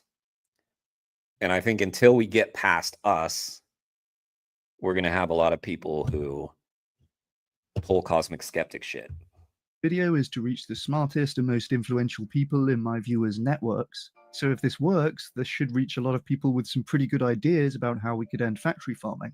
I want to know your ideas, because if they're good, I can help make them happen.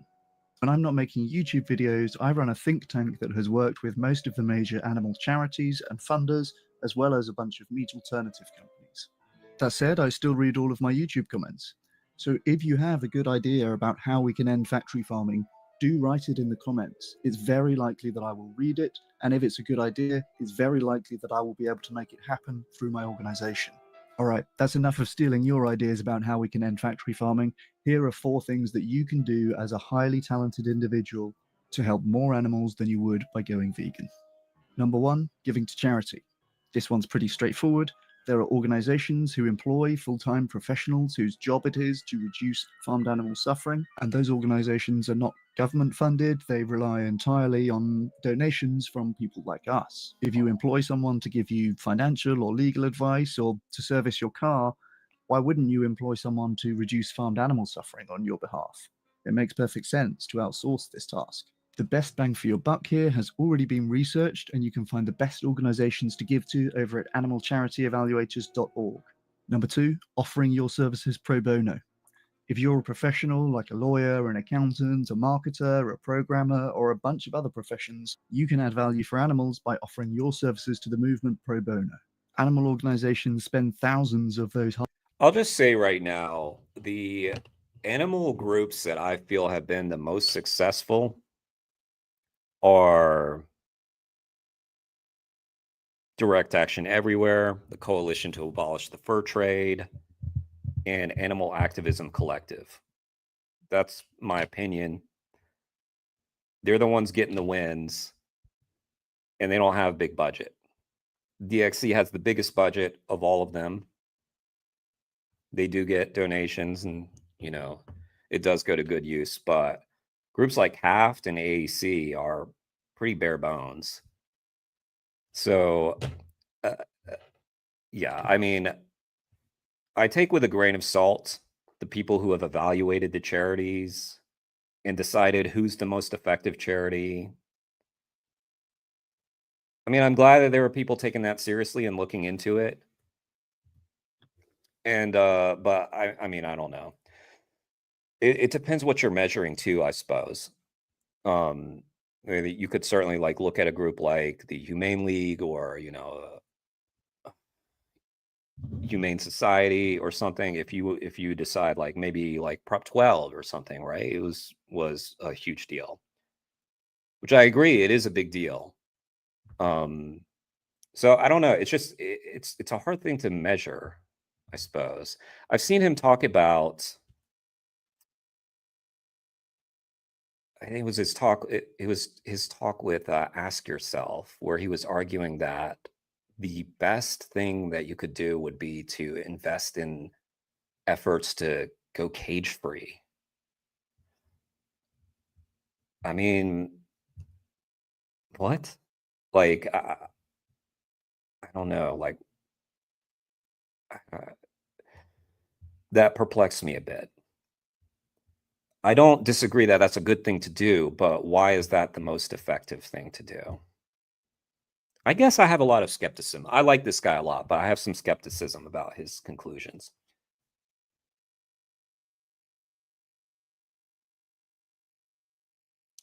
Yeah, right, Felix. Like, it's very factory farm.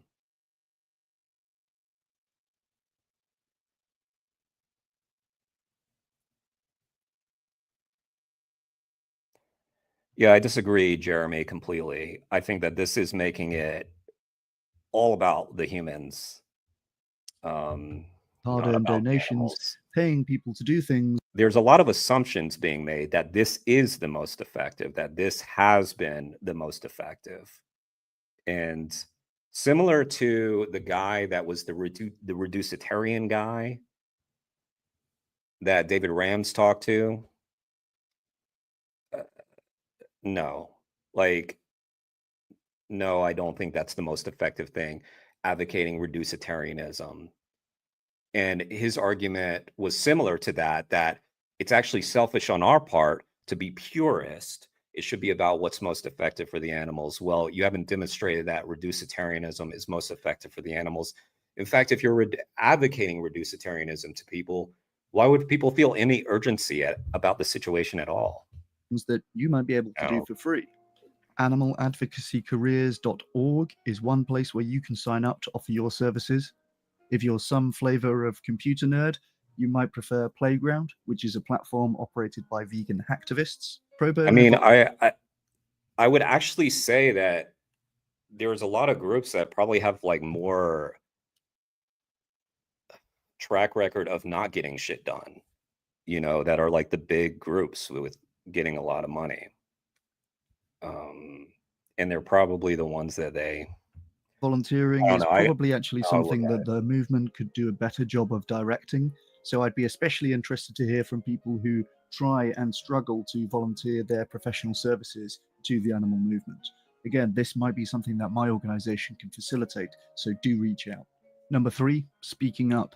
One thing that Wayne told me that I agree with, and again, this is just, honestly, it's more opinion. It's not like I have data to back this up, but Wayne told me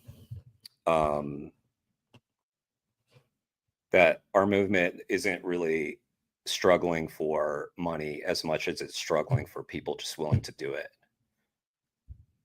Like, that we have more of a shortage of just willing activists than we have a shortage of money,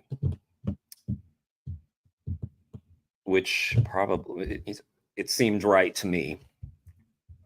This one might be a little bit scarier for most people because it does involve talking about or posting about these topics that people would prefer to avoid because of their cognitive dissonance. Yeah, I agree with that, Jeremy.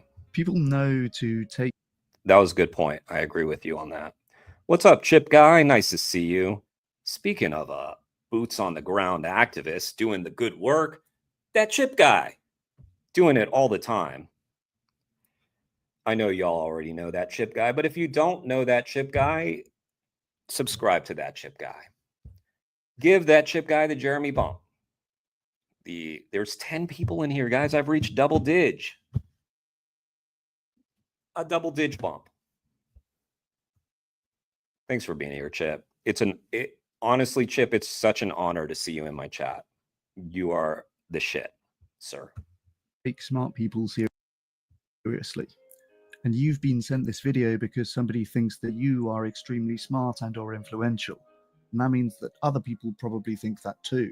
That means that people would probably sit up and listen if you were to start expressing that factory farming is a bad thing. It also might mean that people take your silence on the topic as a sign that it's not really a problem. That is a responsibility that comes with people viewing you as particularly smart or influential. You are tending to influence the opinions of others one way or another. Number 4, consider working for an effective animal organization. I appreciate that this one is a bit of a wild card, especially for people who are already some way into a career.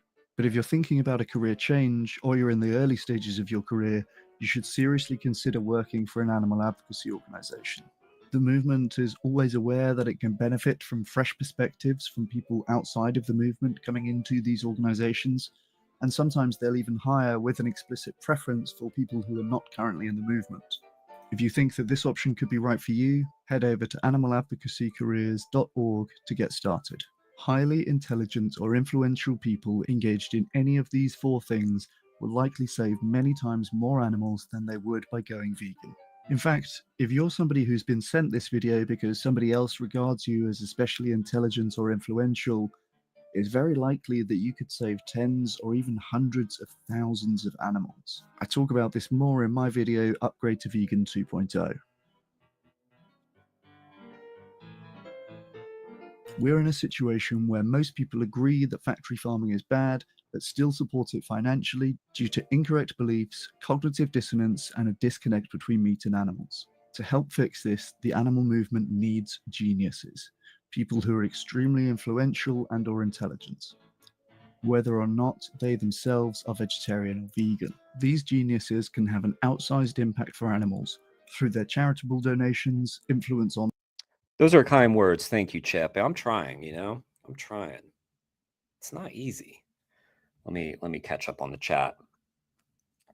Gary Francione's message about the large organizations has frequently been that they compromise their message to avoid alienating any of their donors. That's a problem in way beyond even just the animal, right? It's a problem with nonprofits in general and people in general, corporations in general. And it's important to remember that corporations and nonprofits are just collections of people. Time zone is usually the issue. Gotcha, Chip. Yeah, that's why I often don't see your streams as well. I see that you did stream. A lot of times I'll see your streams have already come and gone, but they'll have been several hours long. Yeah, so anyway, I'm not done with the video, but there's others in their network, pro bono volunteering, or even a career change. Geniuses, if you do decide to donate, volunteer, or start speaking up for animals, please let me know in the comments. I would really love to shout out your efforts in my next video. I'd be hugely appreciative, so please do let me know. One thing that you can do now. I gave you all the link. He expressed that this is to the geniuses. That's all of you.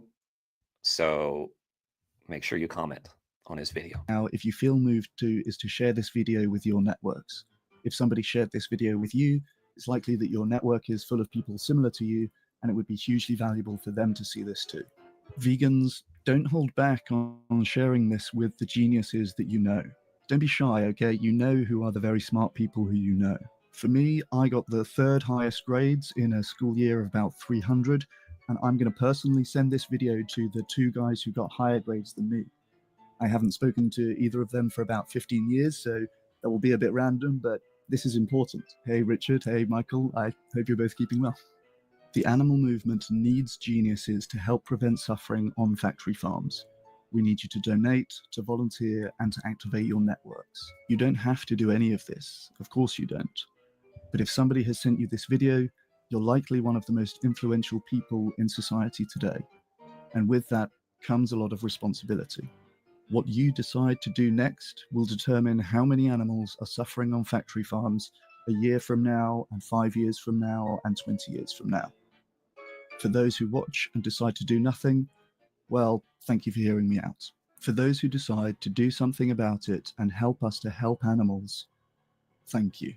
Sincerely, we are deeply grateful for your contributions. If you're really serious about committing a lot of energy to helping animals, please go and join the Discord server at dsc.gg. All right. Nice video, Chris. I didn't agree with everything in that video, but that's all right. You know, that it's fine. It's fine.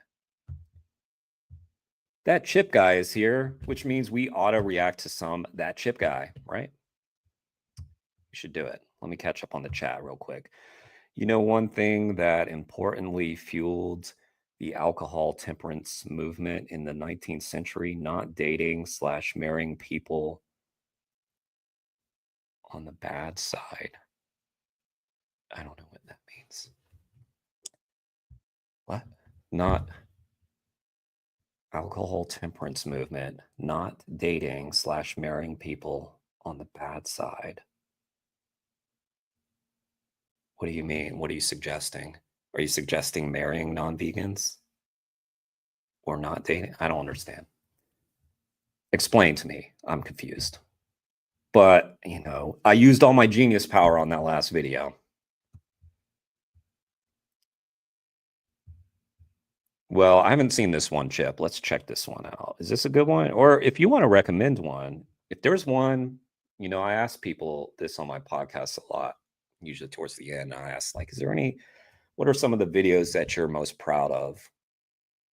I'm a really picky eater. I don't eat gluten, so that's already hard enough. I don't know.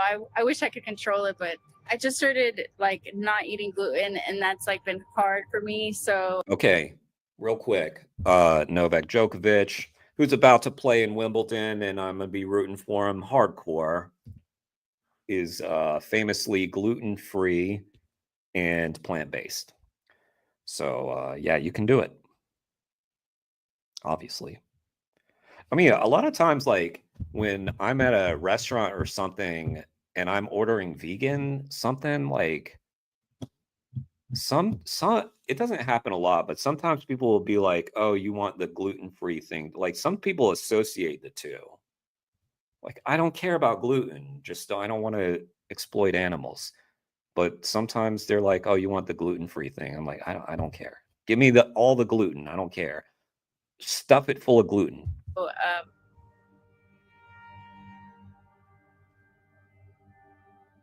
Do you agree with the sign that says animal abuse should be legal? Agreed. Oh. Agreed, Gary. oh shoot, no, I read that one. No, it should not be legal at all. Why not? Yeah, in fact, Chip, what annoys me so much is that a lot of times the tennis commentators will like cite his gluten-free diet. They'll be like, oh, you know, he's so disciplined. He's, you know, he takes care of his body so well. He's on that gluten-free diet. And I'm always like, stop talking about the gluten-free. He's vegan. That's why he's a badass. Women fueled that movement with slogans like lips that touch liquor will never touch mine. What I'm saying is that dating carnists who don't change is some cowardly set. Yeah. Yeah. Yeah. I mean, I can't judge people for who they date. I can just say that I wouldn't be able to do it. I can definitely judge someone who, if they stop being vegan because they dated a carnist or something, that I believe is justifiable judgment. What do you mean? Why should it? Why not? Why would it? Right? There has to be a reason why it should not. Why you say it should not be legal?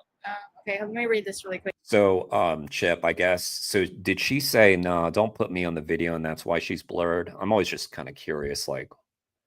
Interviews should be legal. No, it should not, because animals have emotions. Simple as that. I appreciate that. Okay, how would you define abuse? Just not listening to your pet, whether that's like the cues they're giving you or anything like that. That's definitely abuse. Okay, I would say physical or emotional harm. Is that a good enough? Because you can also kick them, you can neglect them, right? Both, yeah. Like emotionally, not like playing with them if they want to play or stuff like that. No, we all can't. But just listening to your dog, they're another family member. And if you don't plan on having them as a family member, then maybe you shouldn't get a pet. Okay. So you agree we shouldn't be abusing cats or dogs? Correct. Any kind of animals, really, but Yeah. What about cows, chickens, pigs? any kind of I see you hitting the gym there, Chip. I see that. I see that. animals, they also have emotions too. So definitely not. Yeah. Chip, they told me, like, I similarly, I know y'all can't tell, but I similarly have a jacked body like you and Vegan Gains. But they told me I shouldn't show that unless, we charge for that, is what I'm saying. I'll do OnlyFans or something. Yeah. Do you consume any animal products? And that's obviously a joke. I have not. I did go to the gym a few times recently. And the funny thing is, like, I did go into the gym like after not having gone for a while, and then someone said, "Oh yeah, you're looking more jacked." And I was like, "I've been to the gym one time." Which was a nice compliment. I don't think it was sincere. But I mean, I go to the gym one time and my confidence just goes through the roof. Suddenly I'm like there will be somebody, struggling. I'll be like, "Hey, stand back. I'll get that for you. I'll lift the heavy thing." Just chicken, fish. Do you think behind the consumption of chicken or fish there is some inherent abuse? There definitely is. I guess that's when it gets to like. Oh, I'm sorry. I'll stop. I interrupt a lot. Sorry, Chip. She found me. What was that? Oh, she found you on IG and asked. Oh, I see. Oh, gotcha. Can you judge someone who occasionally eats chips with milk powder? If so, then why can't you judge someone for who they date when the harm is much larger? I don't know if the harm is larger. I don't know. I mean, if they're dating someone who's not vegan, how is that causing harm? Presumably, they wouldn't be vegan with someone else too. So they're getting exposed more to veganism, at least that way. I have no idea. I don't know. It's a head scratcher. You gym because you like the routine, Chip? Like the survival of the, but yeah, Would you say you are against animal abuse? I am against animal abuse. Yes. Do you think you can be against it while simultaneously supporting it by paying for it when buying animal products such as chicken or fish? That's a great question. I guess not when that's not my intention. Not okay, but do you acknowledge that you have other options? That's true. Yeah. Mm-hmm. So then, when you make this option now, after talking to me, like I understand what happened in the past, right? But after talking to me, when you make this this choice in the future, knowing that you have other options and knowing that there's abuse behind animals, do you think that you can make this choice while at the same time maintaining your status that you are against animal abuse? No, exactly. Good answer. Good answer. I feel like we should be done now, right? That should be the end of the video. Vegan, done. Uh-oh. 11 more minutes. What's going to happen, Chip? What's going to happen? No, just because. What are your other options when you say like options? What are your other options? So have you ever heard of the term vegan? I have, yeah. What do you think being vegan is?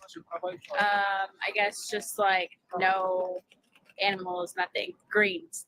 That's what I think. Yeah. So being vegan means we oppose the idea of commodifying non-human animals. That means we don't want them to be exploited or slaughtered for food, for clothing, for entertainment, or any other reason, right? Like if I were to ask you for entertainment, would it be okay to slaughter cows for entertainment?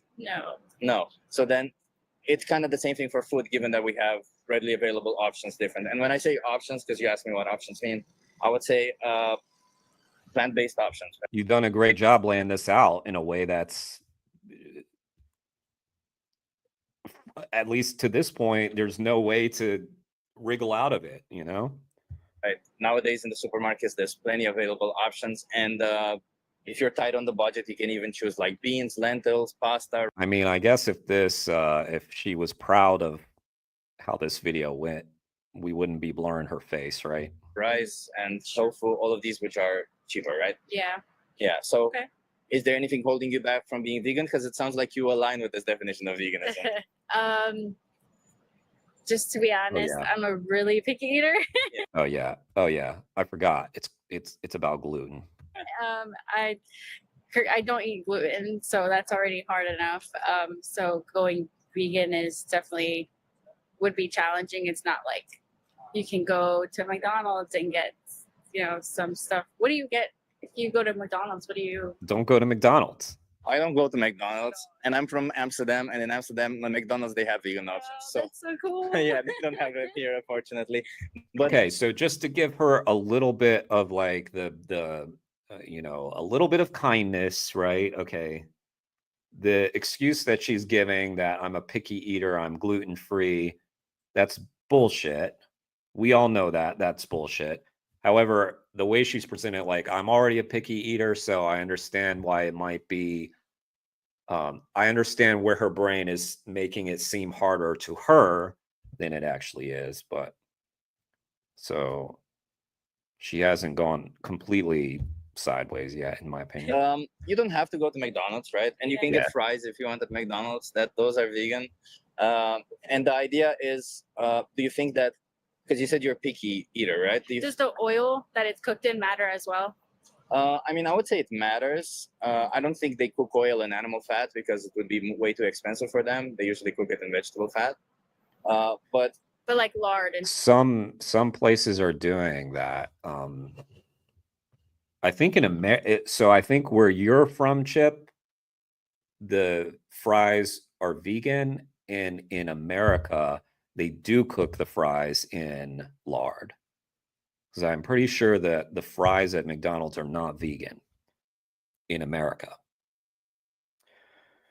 which is quite lame, obviously. And then there's also this push with RFK, who's the health secretary of America now, to have less vegetable oil and more fries cooked in beef lard and shit. Ugh. Don't worry though, RFK Jr. is on the ball. He's making America healthy again. Maha. Maha, guys. stuff. That's like not. So the idea is, I mean, the idea is to not exploit any more animals, right? Like, right, Jeremy? What's gluten free? Yeah. Yeah, a lot of them aren't. That is some level of corporate dominance when going to McDonald's is treated like yeah, seriously. Like, what do you do if you just don't go to McDonald's? Like it's not, you just don't, like when you're vegan, you don't see that as food anymore, right? obviously, the food that's in the supermarket already on the shelves, one animal was exploited and slaughtered for it. But when you pick it up, you buy it, the store will have to replenish that. So another animal will be exploited and slaughtered. True. Right. So in that sense, so if you find a dead animal and you want to eat them, I would still say it's kind of weird because I'm actually what I want is to change. Just real quick, Chip. So if if she found you on Instagram, message you, I'm just wondering, do you get a lot of feedback from people that you've done videos with? And have you gotten a lot of cool feedback from people that say, you know what, I changed? Because that's kind of the dream, right? To be able to know that you've impacted people's lives. Change people's mentality of seeing animals as resources, but far be it from me to question decisions of people. You see, my point is to not Oh, this was in Charlotte, North Carolina, huh? exploit or slaughter more animals in this sense. Got it. You said you're from Like generally, what time frame were you over there? Amsterdam. Yeah.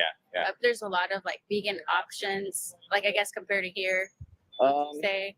So in the supermarket, I would feel like there's kind of maybe there's a little bit more than here. Or I am from North Carolina, by the way. I was born in North Carolina. And yes, you can be vegan in North Carolina very easily. They're a bit better organized. Because I went to Sprouts, for example, and Sprouts, there's a lot of options. Yeah. So there's kind of the same options as here, just that they're kind of put in together in aisles where you just go there and you know kind of directly what you want. And they may be a little bit cheaper there than here compared to the other products. I mean, like the different products. But there's cheap products here also. Like tofu, I found tofu that's at the same price as chicken or something. So it's like it's pretty cheap to to get food. I mean, I've never dove into the tofu something. Oh no, I mean like when were you in North Carolina is what I was asking. I can definitely think about since Yeah. you know you're here. Yeah.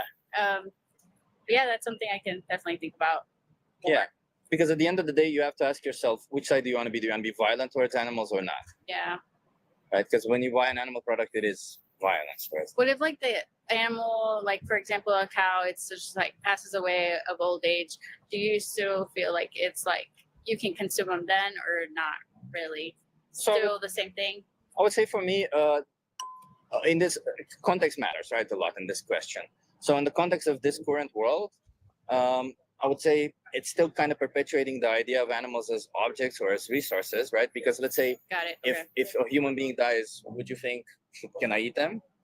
No, you're right. Okay, Right? I see. Okay. Yeah, but again, it doesn't add to the exploitation of slaughter, right?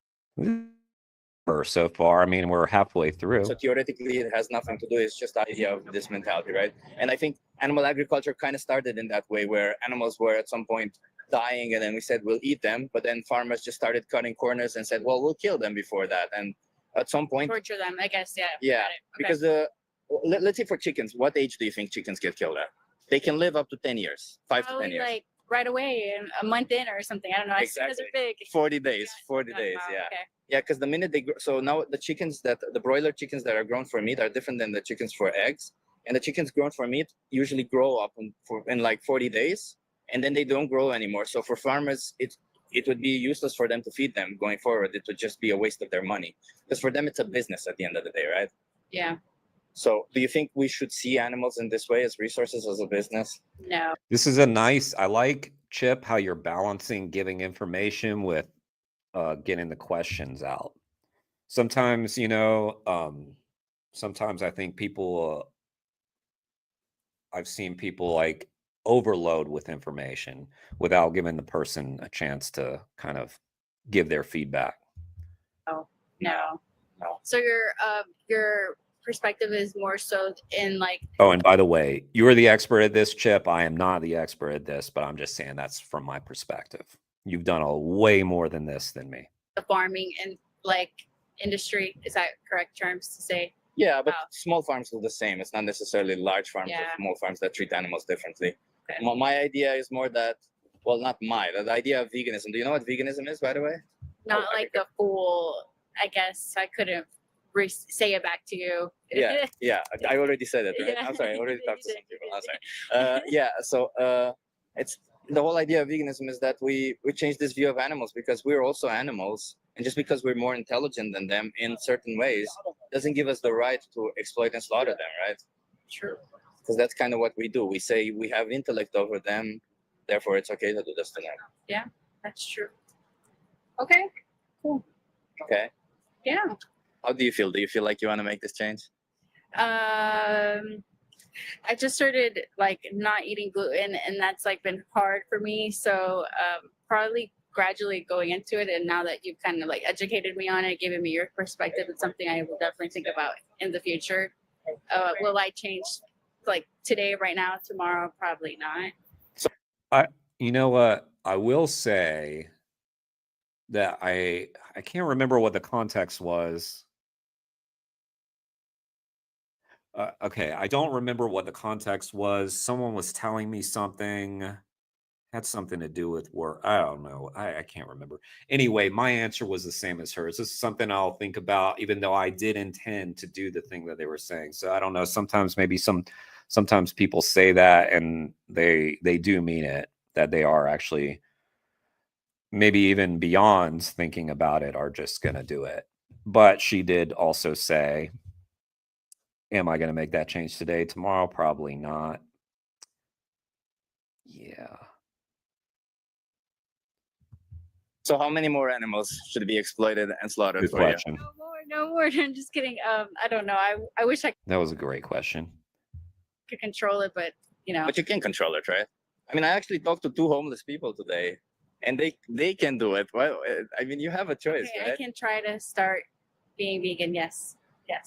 I don't want to push you too hard. It's not my intent. It's just the idea that, for that one animal that will go into a slaughterhouse for you before you change, to them is their whole existence. And Yeah.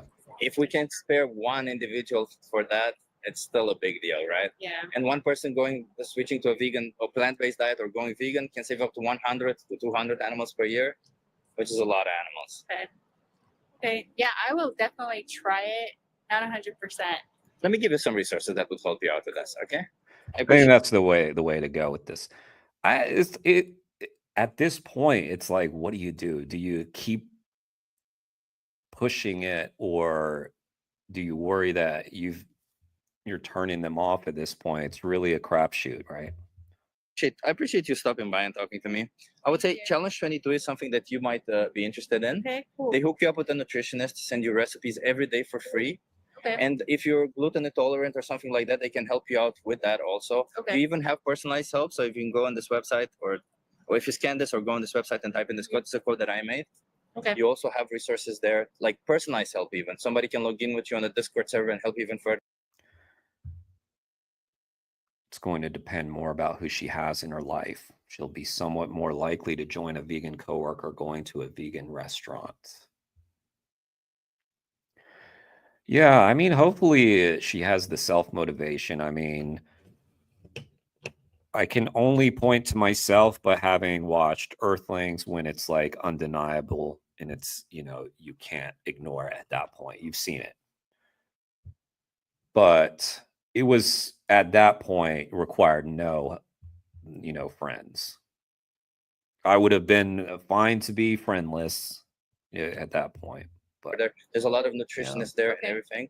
So you can get all the help you need within your budget, within your means. You just gotta want it. That's the reality. Got it. And you also have ChatGPT nowadays, right? Which is free and I was so just easy. thinking about that. Yeah. Okay. I do have a question for you. Yeah. What made you become vegan? So for me, hey, that's a good sign that, when someone asks a question too, that's cool. Maybe she's very serious about it. She's asking. What made me go vegan was the finding out about the dairy industry. Do you know anything about it? Not really. I was just about to ask you, like, what's your opinion on milk? Yeah. So why do cows produce milk? What? Why do cows produce milk? I have no idea. Yeah, I used to think that they produce milk because they eat grass and they produce milk, but they're mammals. Guys, me too. Why did we all think that? Why did we all just not? Why? It baffles me now knowing why cows produce milk. It baffles me how we were all duped. How were we all duped?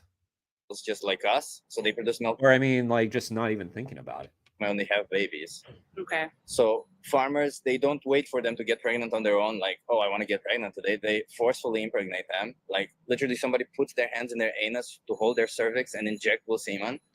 Man. Yeah, it's fucked up. And after 9 months, when the babies are born, what do you think happens to them? They take them too. They kill them. The first thing is they take them away from their mothers because they would drink their milk, and we say it's our milk, not yours. So they separate them from their mothers. That's the first thing. And if they're male, they get killed from day 1 to up to a year. Sometimes they even let them starve to death because it's not profitable for them to feed them. Okay. And if they're female, year over year, forceful impregnation, just like their mothers, for 6 to 8 years, when the farmer can no longer justify keeping them alive because they either don't get pregnant or they don't produce enough milk, and then they all get to a slaughterhouse. And they can live up to 20, 25 years, so they don't live even half their life.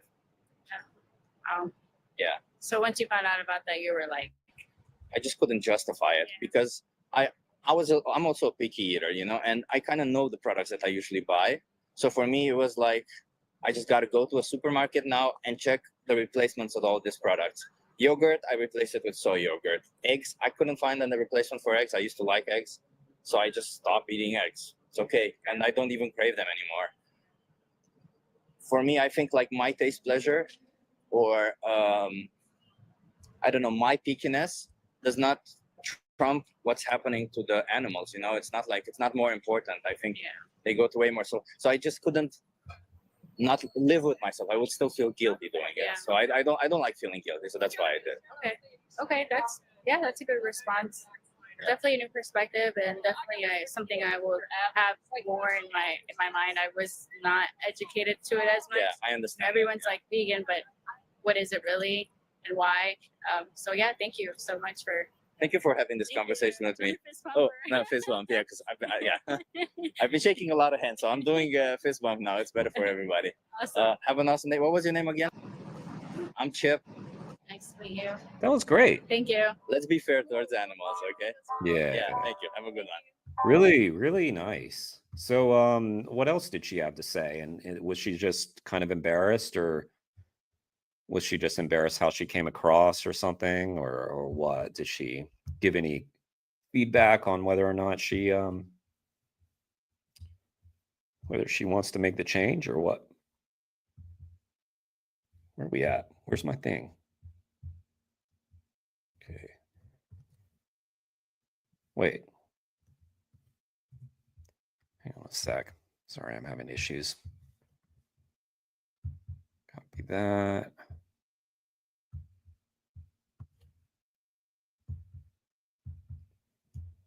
Did I close my own stream? Is that what happened? Sorry, y'all. Oh, there it is. Okay. Oh, she never replied.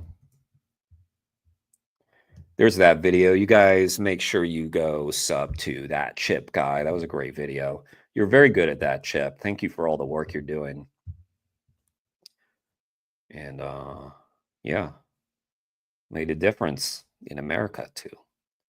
Let's check out Jake again. We featured this channel on the last stream. Jake, who's got a brand new channel, doing the same kind of work, doing some street outreach. Brand new channel, needs the bumps. You know, like we got to give them the bumps. Especially when channels are new, it just feels great to get some new subs. So let's check out Jake's work here. That was a good one. Jake Legateri. He never told me if I was saying that correctly or not. Doing the work in Gettysburg, Pennsylvania. All right, yeah, that was a good conversation there. I think she might live vegan, so very cool. Can I ask you a few questions now? Yeah, you want to? You want to take this mic's for you. You want to talk into it? You okay being on my video? For what? Just my YouTube channel. It's just got a few questions to make people think a little bit. Like a thought experiment. You're like, what? It's nothing too crazy. So I'm Jake. Are you locals to Gettysburg or? We live in Lancaster. Lancaster? Okay, cool. I live in Hanover, so out towards that way. So my first question is how do you guys feel about animals? Animals? Yeah. I'm an animal lover. So. Yeah, yeah. Lancaster. That way. Lancaster. I'm Jake. Are you locals to Gettysburg or?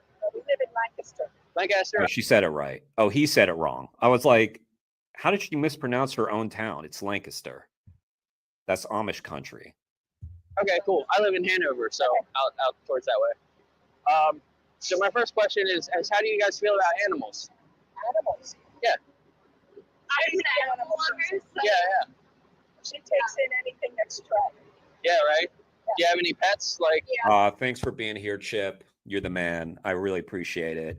Like I said, it is a super huge honor for you to have been in my chat. And it's really fun, like when someone's in the chat, to be able to react to their content while they're there. So thanks for being here. And I hope everybody does go sub to Chip. Hope you get some good sleep, Chip. That was awesome.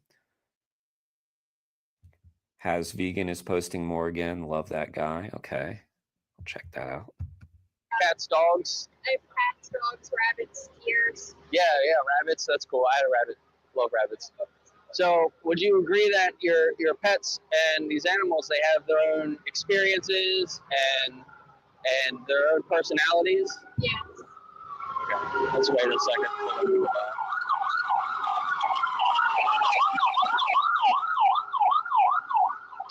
Sorry. Like where I live. And that happens a lot. I don't know why.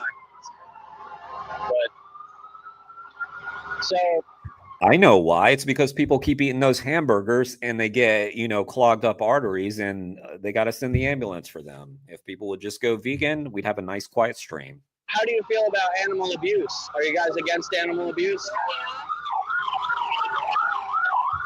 Oh my God. You know, they were eating too many burgers up there in Gettysburg. So you love animals and you're against animal abuse. Do you think that there's animal abuse in By the way, I shouldn't be so flippant about someone who's probably having an emergency, but anyway. in the animal agriculture industry? Yeah. Oh, yeah. Yeah. So, do you eat animal products? Do you eat animals? Yeah. So, do you think that's a little bit hypocritical? If you love animals and then you also eat Well, them? you have to, I firmly believe you have to try and keep the herd fit. You Right. know, like our ancestors, they hunted. You need the protein. I know you can be vegetarian, but Yeah. it is hypocritical, but I think God gave us animals to help sustain his human race. Overpopulation is also a big issue. I take ag classes in school currently, and overpopulation is also a big issue now. Overpopulation with what specifically? Like Just like animals in general, like the deer population right Oh dear. Oh dear. Oh dear. Oh dear. You don't like that? Overpopulation, she thinks, is a big problem with the animals. Yeah, there's this great chart that shows like how many mammals there are versus like how many like wild mammals versus how many farmed mammals there are, and farm animals and birds, and it's like it's like wild animals now make up like 5%, and all the rest are humans and farm animals. So yeah, we do have a huge population of animals because you eat animals. That's why we have all those animals. So yes, overpopulation is a big problem because of what you're doing. now. We're struggling, but at the same time, like we need that control. Yeah. Or else we'll just get too overpopulated. But then, like also like the way that we kill our animals, we do it very humane. Right. In the fact that we put them on a trailer and then we let them roam a meadow for a couple days. Yeah. And then we just end it pretty quick. Like it does not take long. It's also pretty humane the way that we do it. Yeah. So I think it also depends on the way that you do it too. Okay. So you said you kill them humane, you kill them quickly, so that's humane. And do you think that even though you give them a good life and you let them out in the pasture for a little while, you still kill them at a fraction of their life, right? Do you think that that's really humane? They're happy and they're healthy and they could live longer, and we just kind of kill them for our benefit? We don't really think about, you know. I mean, we let them get pretty, not old, but to the point of like they're going to be down soon. So we kind of just base it off of how old they are too. Yeah. I still do. Yeah, yeah. Okay, and you said about the overpopulation. Do you think that there's other ways that we could manage the population without killing them? It would depend on how you look at it. Well, the thing about the overpopulation, I realized she wasn't talking about farm animals. She was talking about deer being overpopulated. I keep making this point on my channel that it's not the deer that are overpopulated. It's the humans are encroaching on the deer's land. So the deer don't have anywhere to go. And that's why you see deer on the road. If you're talking about overpopulating deer, because it's because we're on their turf. And I realized there's also like we killed off the predators or whatever, and so there's more deer or something. But we're the predator of the deer too. So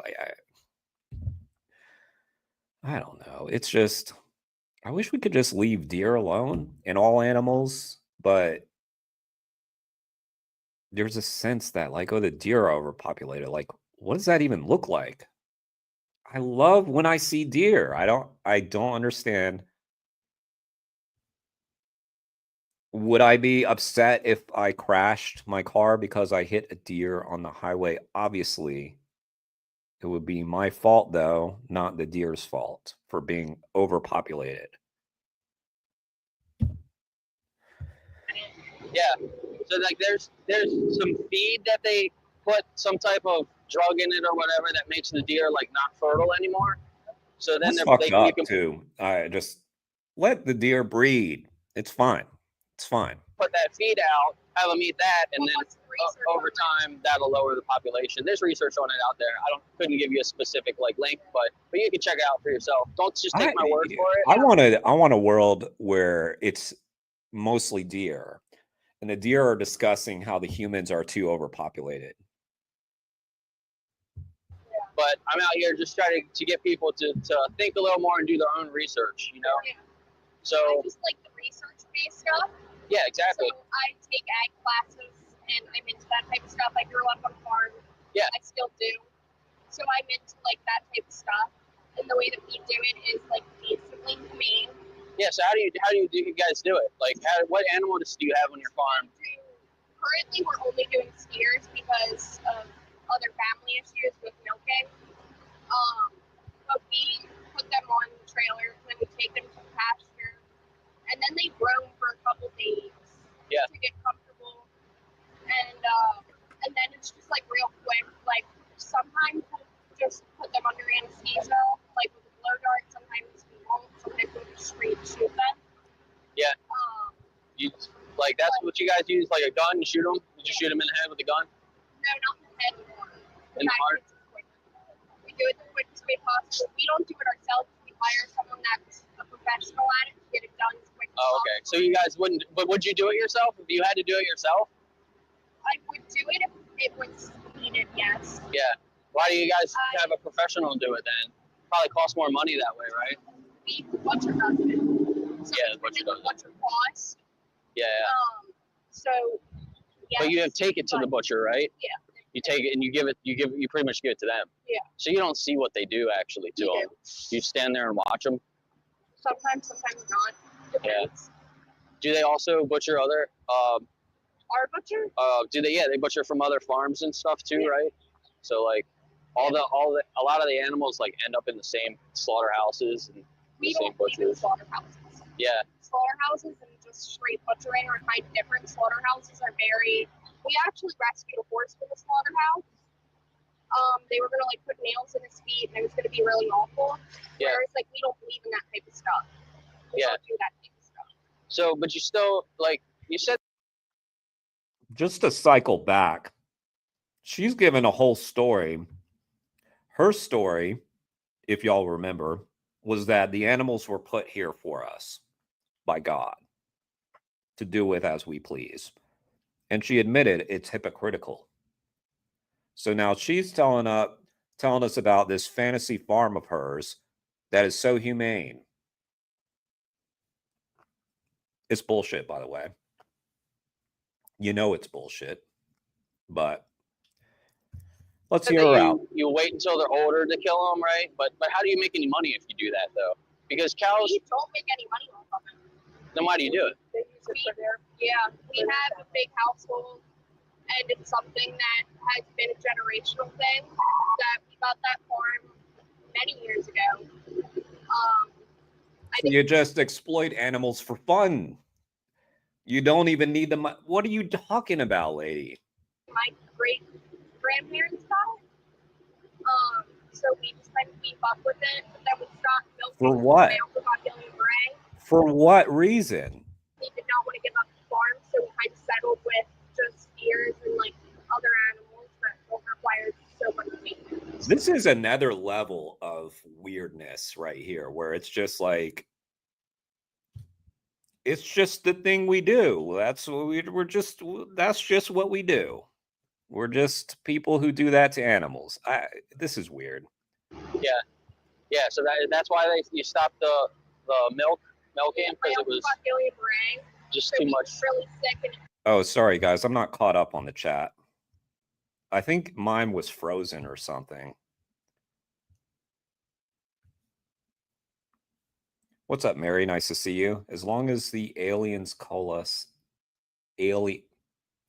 Oh, I like that. I like that. I like that, Jeremy. Alienly. Alienally. Alienally. as long as they cull us sanely. One of our suburbs had a park that they claimed had an overpopulation of deer. They wanted to cull most of the deer, which triggered protests and offers to relocate them. Nice. Nice. Sounds like a caring community there. The protesters and all that. Wasn't right for him anymore. It wasn't really safe for him anymore. Ooh. Yeah. So you think that that's humane when you put them down, like shooting them through the heart? Is that like a science-based thing that you guys follow? Like, Red, yes. yeah. Like we just research the fastest way to get it done. Does this not just seem so entitled, so like supremacist? Like, yeah, it's humane. Like, we're just going to discuss how we kill all the. It's just so. One day we'll look back at weird conversations like this. I mean, you, me, us, we already are doing that. But I mean, this kind of conversation and discussion will be looked back on as really macabre. Really macabre. So they don't have to suffer. You think shooting them in the heart does that? So, but when you feel your pain comes from your nervous system and your brain, right? So that's why they bolt gun them in factory farms, because when you bolt gun them in the head, that stuns them, supposedly. So a bolt gun is supposed to be the most humane, right? You're shooting them in the heart, they're bleeding out, and they're going to be suffering. From the way that I understand that our butcher does it, is they flow dart them. So it's almost like they're like asleep when it's done. Yeah. You said that you euthanize them sometimes, but sometimes you don't. So it's like that's an extra cost added into it, right? So goodness. We don't really look into the money part. We look at what's best for the animal. Right. So, but is it really best for the animal when you're killing them for food? So. Oh, thank you for asking. We're just looking about what's best for the animal when we kill them. Oh my God. Jake, I feel for you, buddy. Your patience was pretty good right there. That was pretty good. I wouldn't have had it. If there's research out there that shows you can thrive and survive on a plant-based diet. So eating animals, it's not necessary. So it's the way to keep doing. You could keep doing this. Yeah. We could make this for hours. Right. Well, I mean, that's what I'm here. So. I have not, Jeremy, but I imagine it sounds very similar to what we're listening to now. I mean, would you be open to being wrong about we need animals to survive?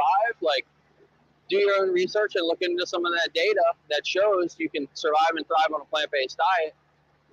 And if your morals tell you you're against animal abuse, if you can't justify eating animals necessarily, then it's bringing them into existence and then taking them out for food.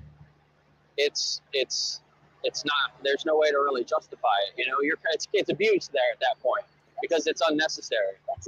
So I guess Jake's doing this completely on his own because he had to set the camera down because it would be good to be able to see him. But, you know, again, brand new channel. So working out all the stuff.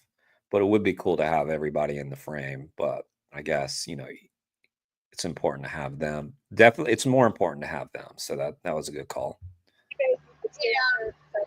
Yeah. So, yeah, if you want to align your actions with your morals, then that would be living vegan and buying products that don't exploit animals. So it might be nice, like it's not as bad as factory farming. You know, if you're doing it yourself, you let them mate on their own. You give them a good life. You let them live as, you know, their whole life. Then you put them down with, you know, the right way. It's not as bad as factory farming, but you're still exploiting the animal at the end of the day. So, could I give you a little bit of information? You can just take a picture of this if you want. This is my YouTube. You can see the conversation back and watch some of these films and learn a little bit more. Follow the science. Nice job, Jake. Doing the work. There's a link to Jake. Make sure he gets some subs tonight. Okay. Y'all, I was gonna let me share this again.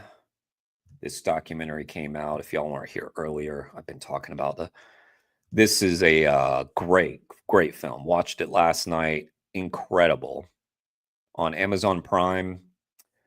So I have a homework assignment for you all, which is if you have Amazon Prime, to watch this film and to give it a 5-star review so that other people will also watch it. Because if you have Amazon Prime, you can watch it. It's not one of those ones you got to pay more for if you already have it.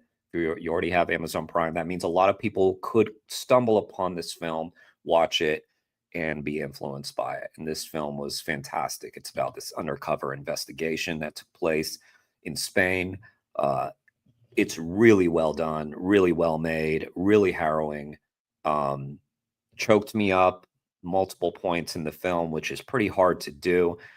And so yeah, that was it's very powerful. It's got Camp Beagle in it. It's got Animal Rising in it. Yeah, it's really good. It's really good. Everybody should see this film. So yeah, make sure you guys check that out. Also, guys, another thing to have on your radar. Did I link to Jake? My stream again. I did. Okay. Another thing to have on your radar, guys, is a book that comes out on July 8th by Will Potter. With a lot of you probably know Will Potter as the author of Green is the New Red, about how the FBI targeted the animal and environmental movements. So Will Potter's got a book coming out July 8th called Little Red Barns, and it's about factory farming, a 10-year investigation that he did of factory farms. So Green is the New Red is a fantastic book. So this is going to be something to look forward to. This is going to be a great book. So pre-order that, so that the publishers see that there's interest, so that they push it out to more people. You guys know what to do. I'm sorry I'm always telling y'all what to do and giving you homework assignments, but I just feel like these are the kinds of things that can produce the change beyond what we can reach. It's like Will's book can reach some people who might see it on a book list or something. People scrolling through Prime might see the documentary and it'll reach people that we couldn't reach. So when these cultural events, I would call them almost cultural events, happen, we got to jump on them, in my opinion. And I'm just really worried that these things will come and go and just float off into the breeze, because especially this film has real opportunity to reach people. So let's push it out there. Go on social media, tell all your friends. Do the things. All the things. Do the things that you do for me every stream. You smash the like button, you hit the subscribe, you hit the bell notification, you do all those things. You give people the Jeremy bump. Well, now give the film the Jeremy bump. Give the book the Jeremy bump. And then we'll have, and then animal liberation will have been achieved. We can do it. We can do it tonight, guys. Why look to the future and say, oh, like, I don't know. I'm just rambling at this point, guys. I'm just saying we can accomplish animal liberation tonight by doing those two things. All right. So let's do it. It'll happen. That's all I'm saying. How are y'all doing? I feel like this has been a lot of me talking at you instead of asking y'all questions. How's your day, Mary? How's your day, Felix? How's your day, Jeremy? Omnivore's Deception by John. Oh, yeah. Someone mentioned that in the last stream, because we were talking about Omnivore's Dilemma. So yeah, check out that one too. Is that new? And the reason why, and by the way, the reason why I'm pushing the Will book, the Will Potter book, is because it's coming out. It's coming soon. It's not to say we shouldn't push out books that have already been released. Okay. Well, maybe it's about to hit the old dusty trail, eh? Oh, John's book was released this week? What? Okay, okay. Felix is on it. Okay. I'm not on it. Felix is on it. This week, Omnivore's Deception by John Sanbon Matsu. Okay. Let's all do that. Let's all do that too. You tried to rescue a squirrel with a malocution. What's that? What's a malocution? Nice Saturday afternoon. Was in the kitchen preparing some potatoes, onion, garlic, zucchini. Nice, nice, nice. That's a pretty good one. Monsoon season. Rebuilding the carburetor on your bike, doggo.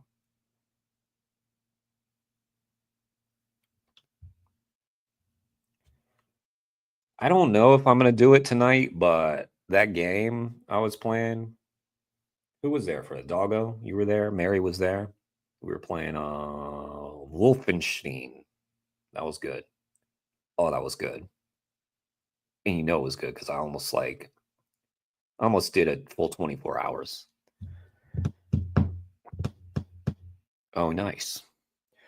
Oh, and remember, y'all, I've got a cool interview coming out tomorrow. So I'm going to need the Felix bump tomorrow and the Mary bump and the Doggo bump and the Jeremy bump. I'm going to need all those bumps tomorrow on my new video that comes out tomorrow at afternoon. I won't even try the time because we're all in different time zones. Tomorrow. It'll be tomorrow. Teeth overgrown, can't eat. Oh, no. Thank you, Felix. Felix, you, Doggo, Mary, Jeremy, I can always count on y'all for the bump. Y'all are the crew. If I was picking a team, if I had like a basketball team and we were picking sides, you guys would be on my team, is what I'm saying. Starting 5.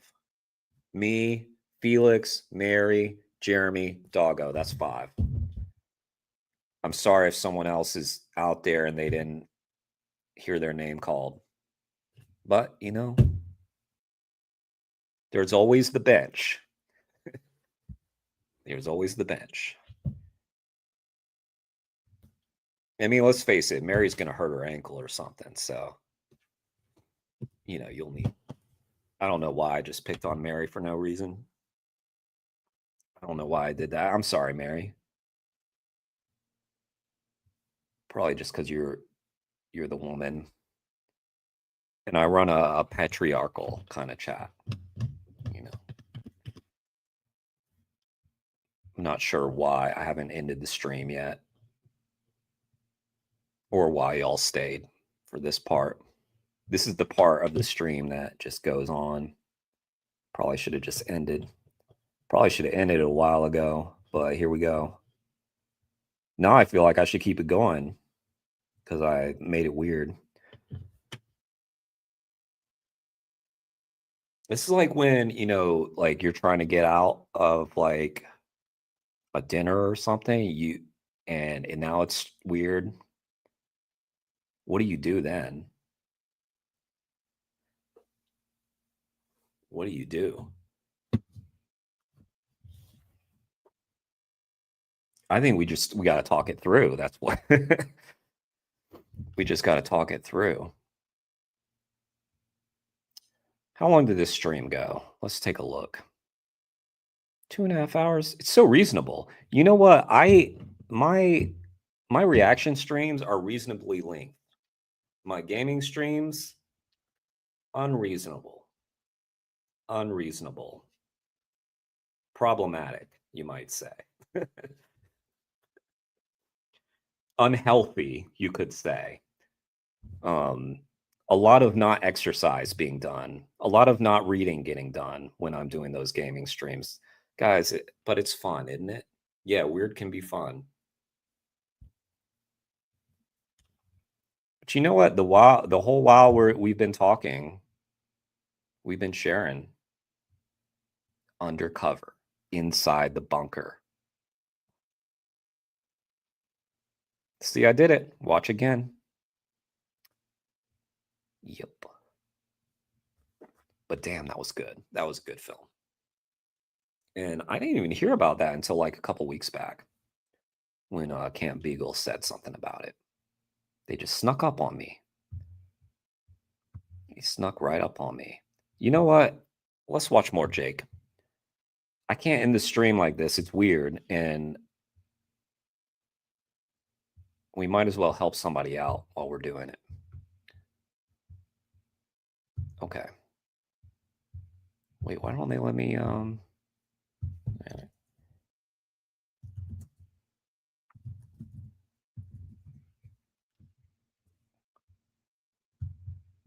You know, another thing too is similar to Mel and Steve, like Jake's cranking them out. Like he's giving us content. So this is interesting. Do cows think about Christmas? Let's check this out. And then I'll probably end the stream because I have to use the restroom at some point. Might as well happen at the end of the stream, right? Yeah, so my brother and my dad are coming up here. So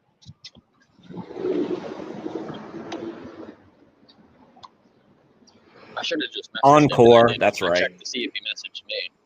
But my dad's supposed to be coming up here. My brother's coming up here. He said he's going to drop me off some water. Yeah, the gaming streams are a lot of fun. They are.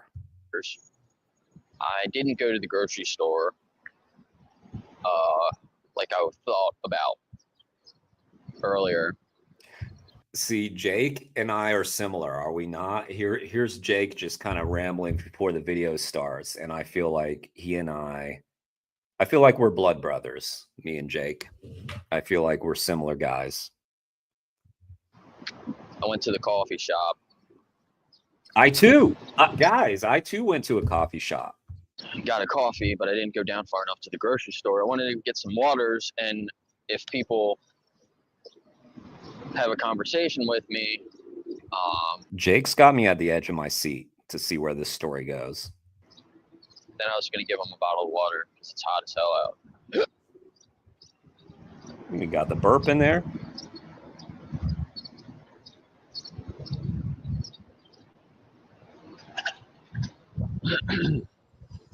There she goes. The lady that rides the bus. I've seen her walk around here a couple times. She looks like she's going to the bus. I thought about asking. Mobius, you almost missed it. I almost ended the stream, but something out there told me, nah, don't do it. Mobius is coming. And then you showed up.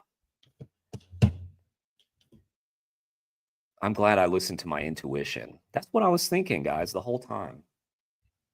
I know it seemed like I was just awkwardly chatting, but in my head, I thought, I just got to delay a little bit longer because Mobius is coming. I could sense the laptop opening, the powering up. I could sense it. I could sense loading up the YouTube. I could sense Mobius seeing all the choices on the screen. And then there was Jeremy's stream. And I saw how Mobius was like, meh. And he was like, again. He thought, shit. But there's nothing else. And then he clicked it. I could sense all that. Her one time, but I don't know. I thought about asking people on the bus. Let me know if you guys would like a video where I just talk to people on the bus, because they got some wild ideas. Like the lady this morning was talking about. You know what, Jake? and everybody out there, when you get a wild idea and you're like, do y'all want me to do that? Just do it. Just do the weird, wild idea. Who knows? Who knows what'll happen? And then, yeah, I don't think I've seen a lot of vegan content on the bus. Let's do that. Bus content. Because wait, a go back. video. I want to hear the whole asking thing. People, I want to hear the whole thought thought. about asking her one time, but I don't know. I thought about asking people on the bus. Let me know if you guys would like a video where I just talk to people on the bus. Yes, I do. Because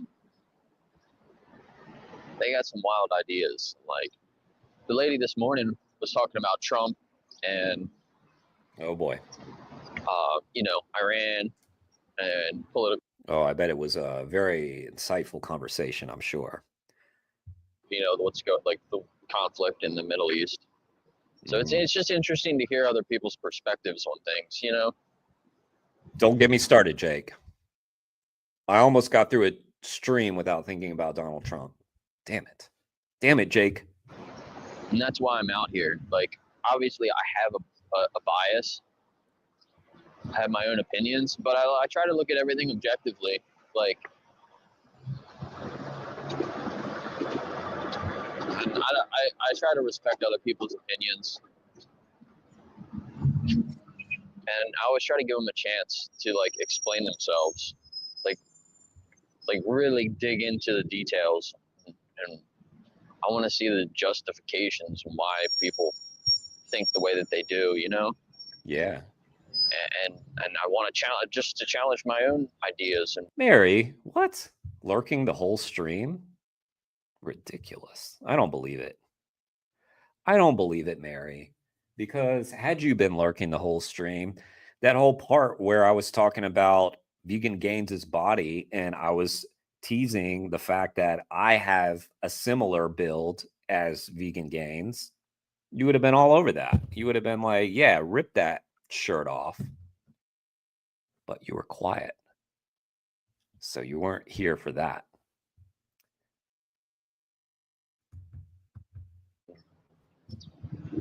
my own beliefs. That's what it's all about. I don't want to push my ideas onto anyone else. I want somebody to challenge me, challenge my ideas, so I can learn. That's the whole point. And hopefully, other people have that same perspective, and I can do the same thing for them. Good morning. Can I ask you guys a few questions? Wait, Jake. First, I got to show folks who missed it what I look like. You know, you're not going to see me. You're going to see, yeah, you got to get to that.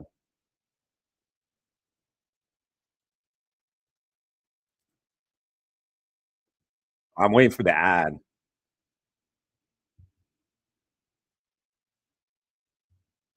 This. Okay. That's me, basically. If you were to Photoshop my face onto that body, it would be virtually identical to how I look. I mean, yeah. Yeah. No difference. No difference. All right, Jake, back to you. Oops, wrong one. Wrong one. This one. Awesome. Do you want to hold the mic? What are our questions about? So, just about animals, really. Animals? Yeah. Yeah. If you could talk into it, that would be perfect. I'm on film. Yeah. Are you okay being on my video? It's for my YouTube channel. Sure. I don't have that many followers yet, subscribers.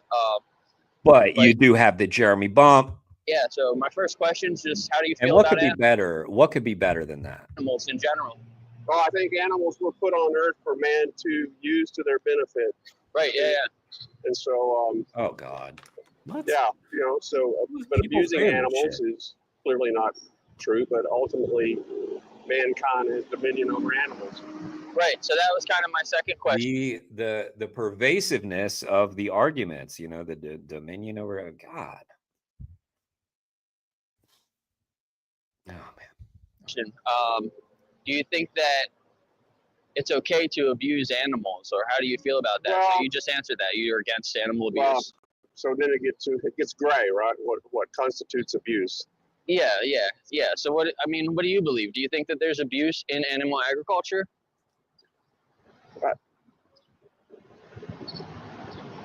Perhaps. So ultimately, if you're a carnivore, you're going to kill animals and eat them. Right. So now, is there such thing as killing an animal humanely? Right. I'd argue yes, but is there such a thing as letting animals starve, keeping too many and they starve, right? Abusing them, like beating them, right? So yeah, there's a fine line there of what constitutes abuse. So there's a couple of things you said there. So like we'll go back first with like beating them. There's some standard practices that allow like blunt force trauma as a way of like humanely like disposing of like an animal that's like disposing sick. As in killing them. Yeah, like if they're sick or if they have an injury and they don't want to pay for the vet, then sometimes there's some Right, Felix, the marshmallows. By the way, I did finish the marshmallow bag today.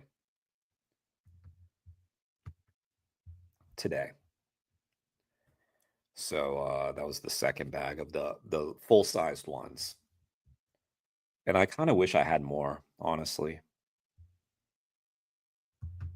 It's standard practice where they take them and they beat them on the ground, or they take a lead pipe and just I think now we have much more efficient ways of putting an animal down. Right. And so, I think about the practicality. If you're a farmer and you've got livestock, so a cow weighs 2,000 pounds, 1,000 pounds.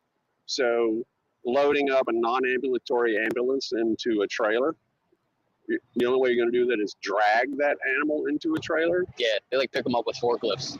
Or drag them by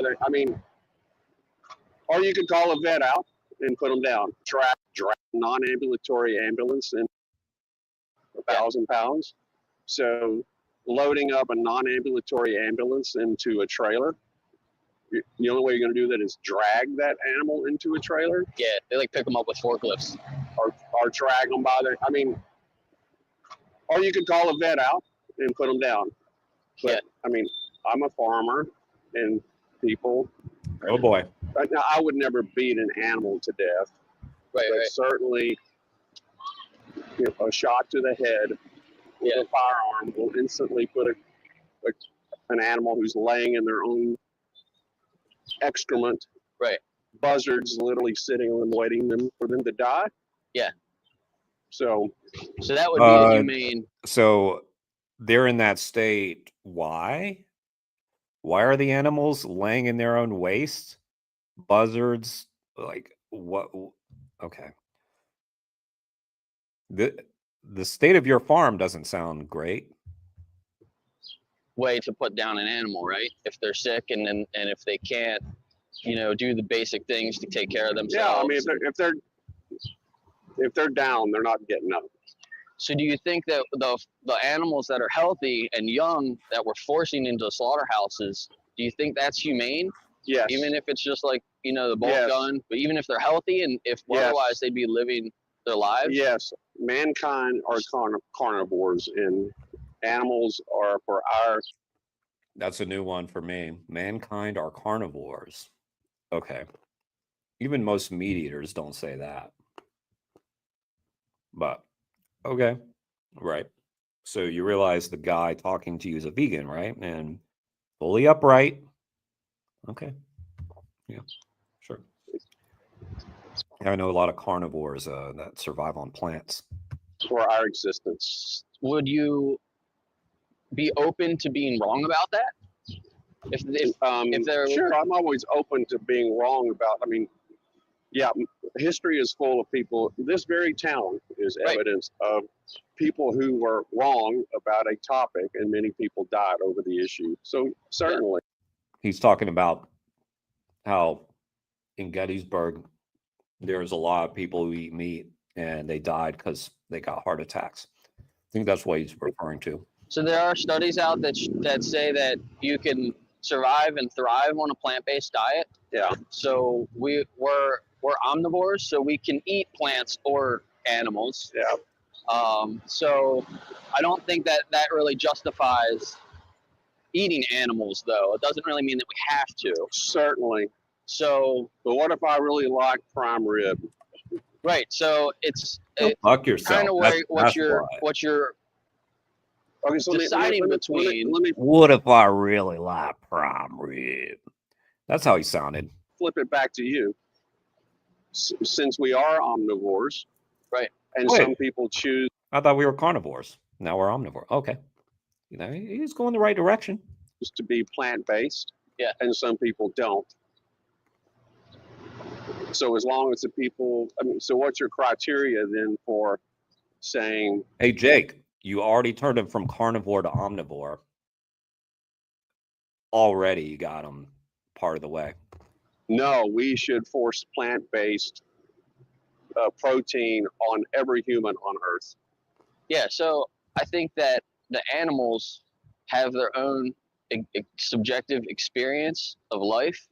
Each animal is an individual. Do animals think about Christmas?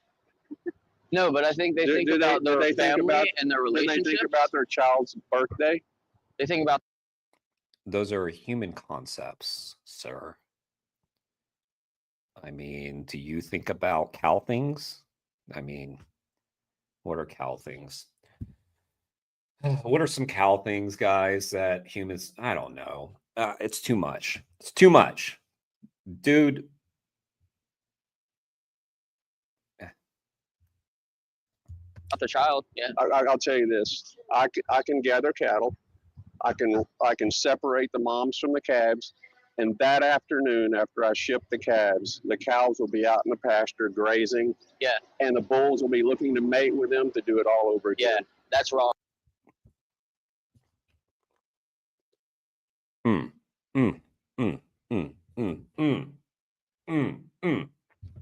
Go no, fuck. it's not.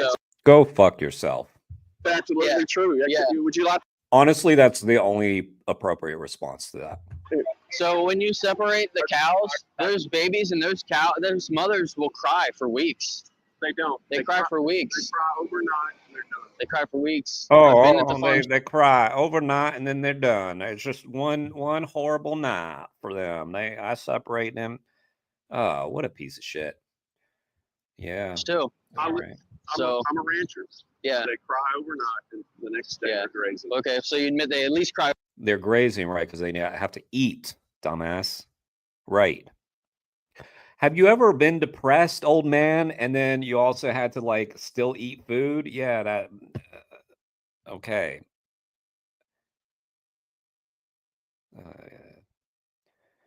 Farmer boy can't do the two things at once. Can't eat while he's depressed. Overnight, so you know. I might eat because I'm depressed. This depresses me. I'm going to eat more wasabi edamame for that because I'm depressed. Thanks, farmer boy.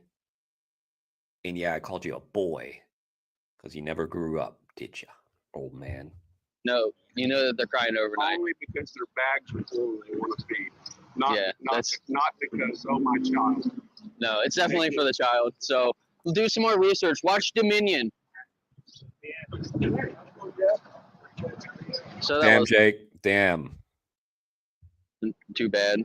He was open. That was a decent conversation, but obviously he's got his own opinions and he's not. Hey, you did well with that. You did well with what you had, Jake. You had nothing on that one, and you still managed to get a video out of it. So hey, better than nothing, right? You had nothing, turn it into something. You had a farmer, you turned it into content. Well done. Well done, Jake. Wow. Well, Gettysburg is going to go vegan soon because we got Jake on it. He's on it. And he's cranking out those videos. So I expect to see a story pretty soon. Town of Gettysburg has gone vegan. First town to go completely vegan. All right, there's the video. Y'all know what to do. Y'all know what to do. Go to that video and call that farmer a little bitch. That's what you do. You go in the comments and you call that farmer a bitch. And that's how you make the world a better place. Indeed, Felix. I mean, knowing that I was filming and trying to make content, I probably would have held it together just like Felix, Jake did. But on the inside, ooh, I'd be burning. All right, Mary has stepped away. Yeah, he got the doubles. He got the doubles. I reserve double for only the worst. Only the worst get the doubles. You know? Cross me once, you get one. Reasonable. Reasonable. But that guy, two. Two of them. It hurt me more than it hurt him. Because he will not see this. All right, guys. It's time for me to awkwardly ramble again for a few minutes. I know, I only have two also.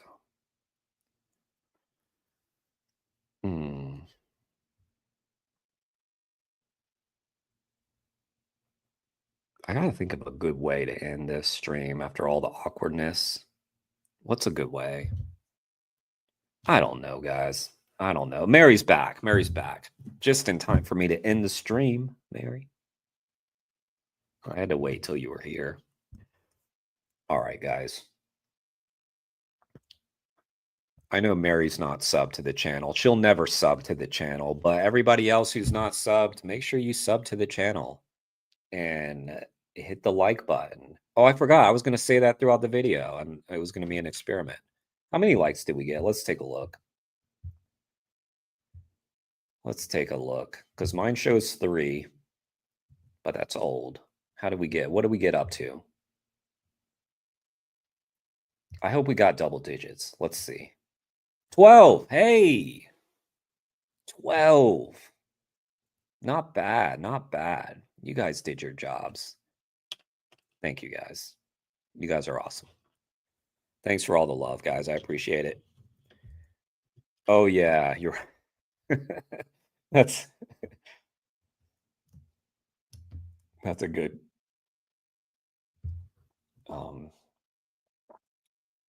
Oscar music cut off. Speech too long. Well, it's just going to be...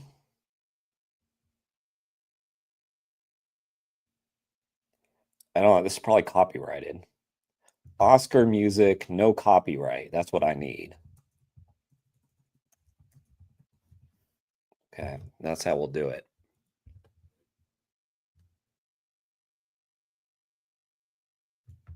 I think I got it, guys. I think I got it. That was a good idea. Was that Doggo? Was that you, Doggo? Was that Felix? Who said it? It was Doggo. Doggo, good job. Yikes. Okay. Too loud. Let's drop that down. Okay, guys. All right. Well, guys, you know, what a stream. You know, we learned a lot. We grew together. First of all, I got to thank my agent, you know, for giving me the script to this stream. I took one look at the script and I said, that's a piece of shit. Let's do it. And I can't thank them enough. I also want to thank my mom for believing in me. And I want to thank that school janitor who left the wet spot on the floor, and I slipped and that was the end of my sports career. So I had to go and do this, and I want to thank him. And then I think, you know, it's important that we thank that Chip guy who was here. That was great. And I want to thank I want to thank Mary, and Felix was here, and Jeremy was here, and okay, Mobius, thank you so much, Mobius. I couldn't have done it without you. This is for you, Mobius. This is for you.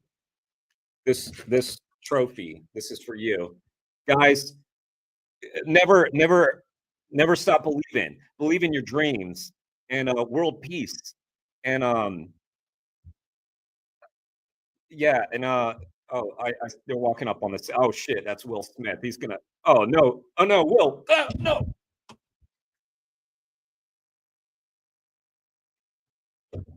That was my Oscars moment. Okay, guys. Thank you, guys. This meant a lot to me, guys. Thank you. Thank you. Thank you. All right. Good night. Wait, I still got a little time. I still got a little time. All right. Good night, guys. This was a fun stream. Take care.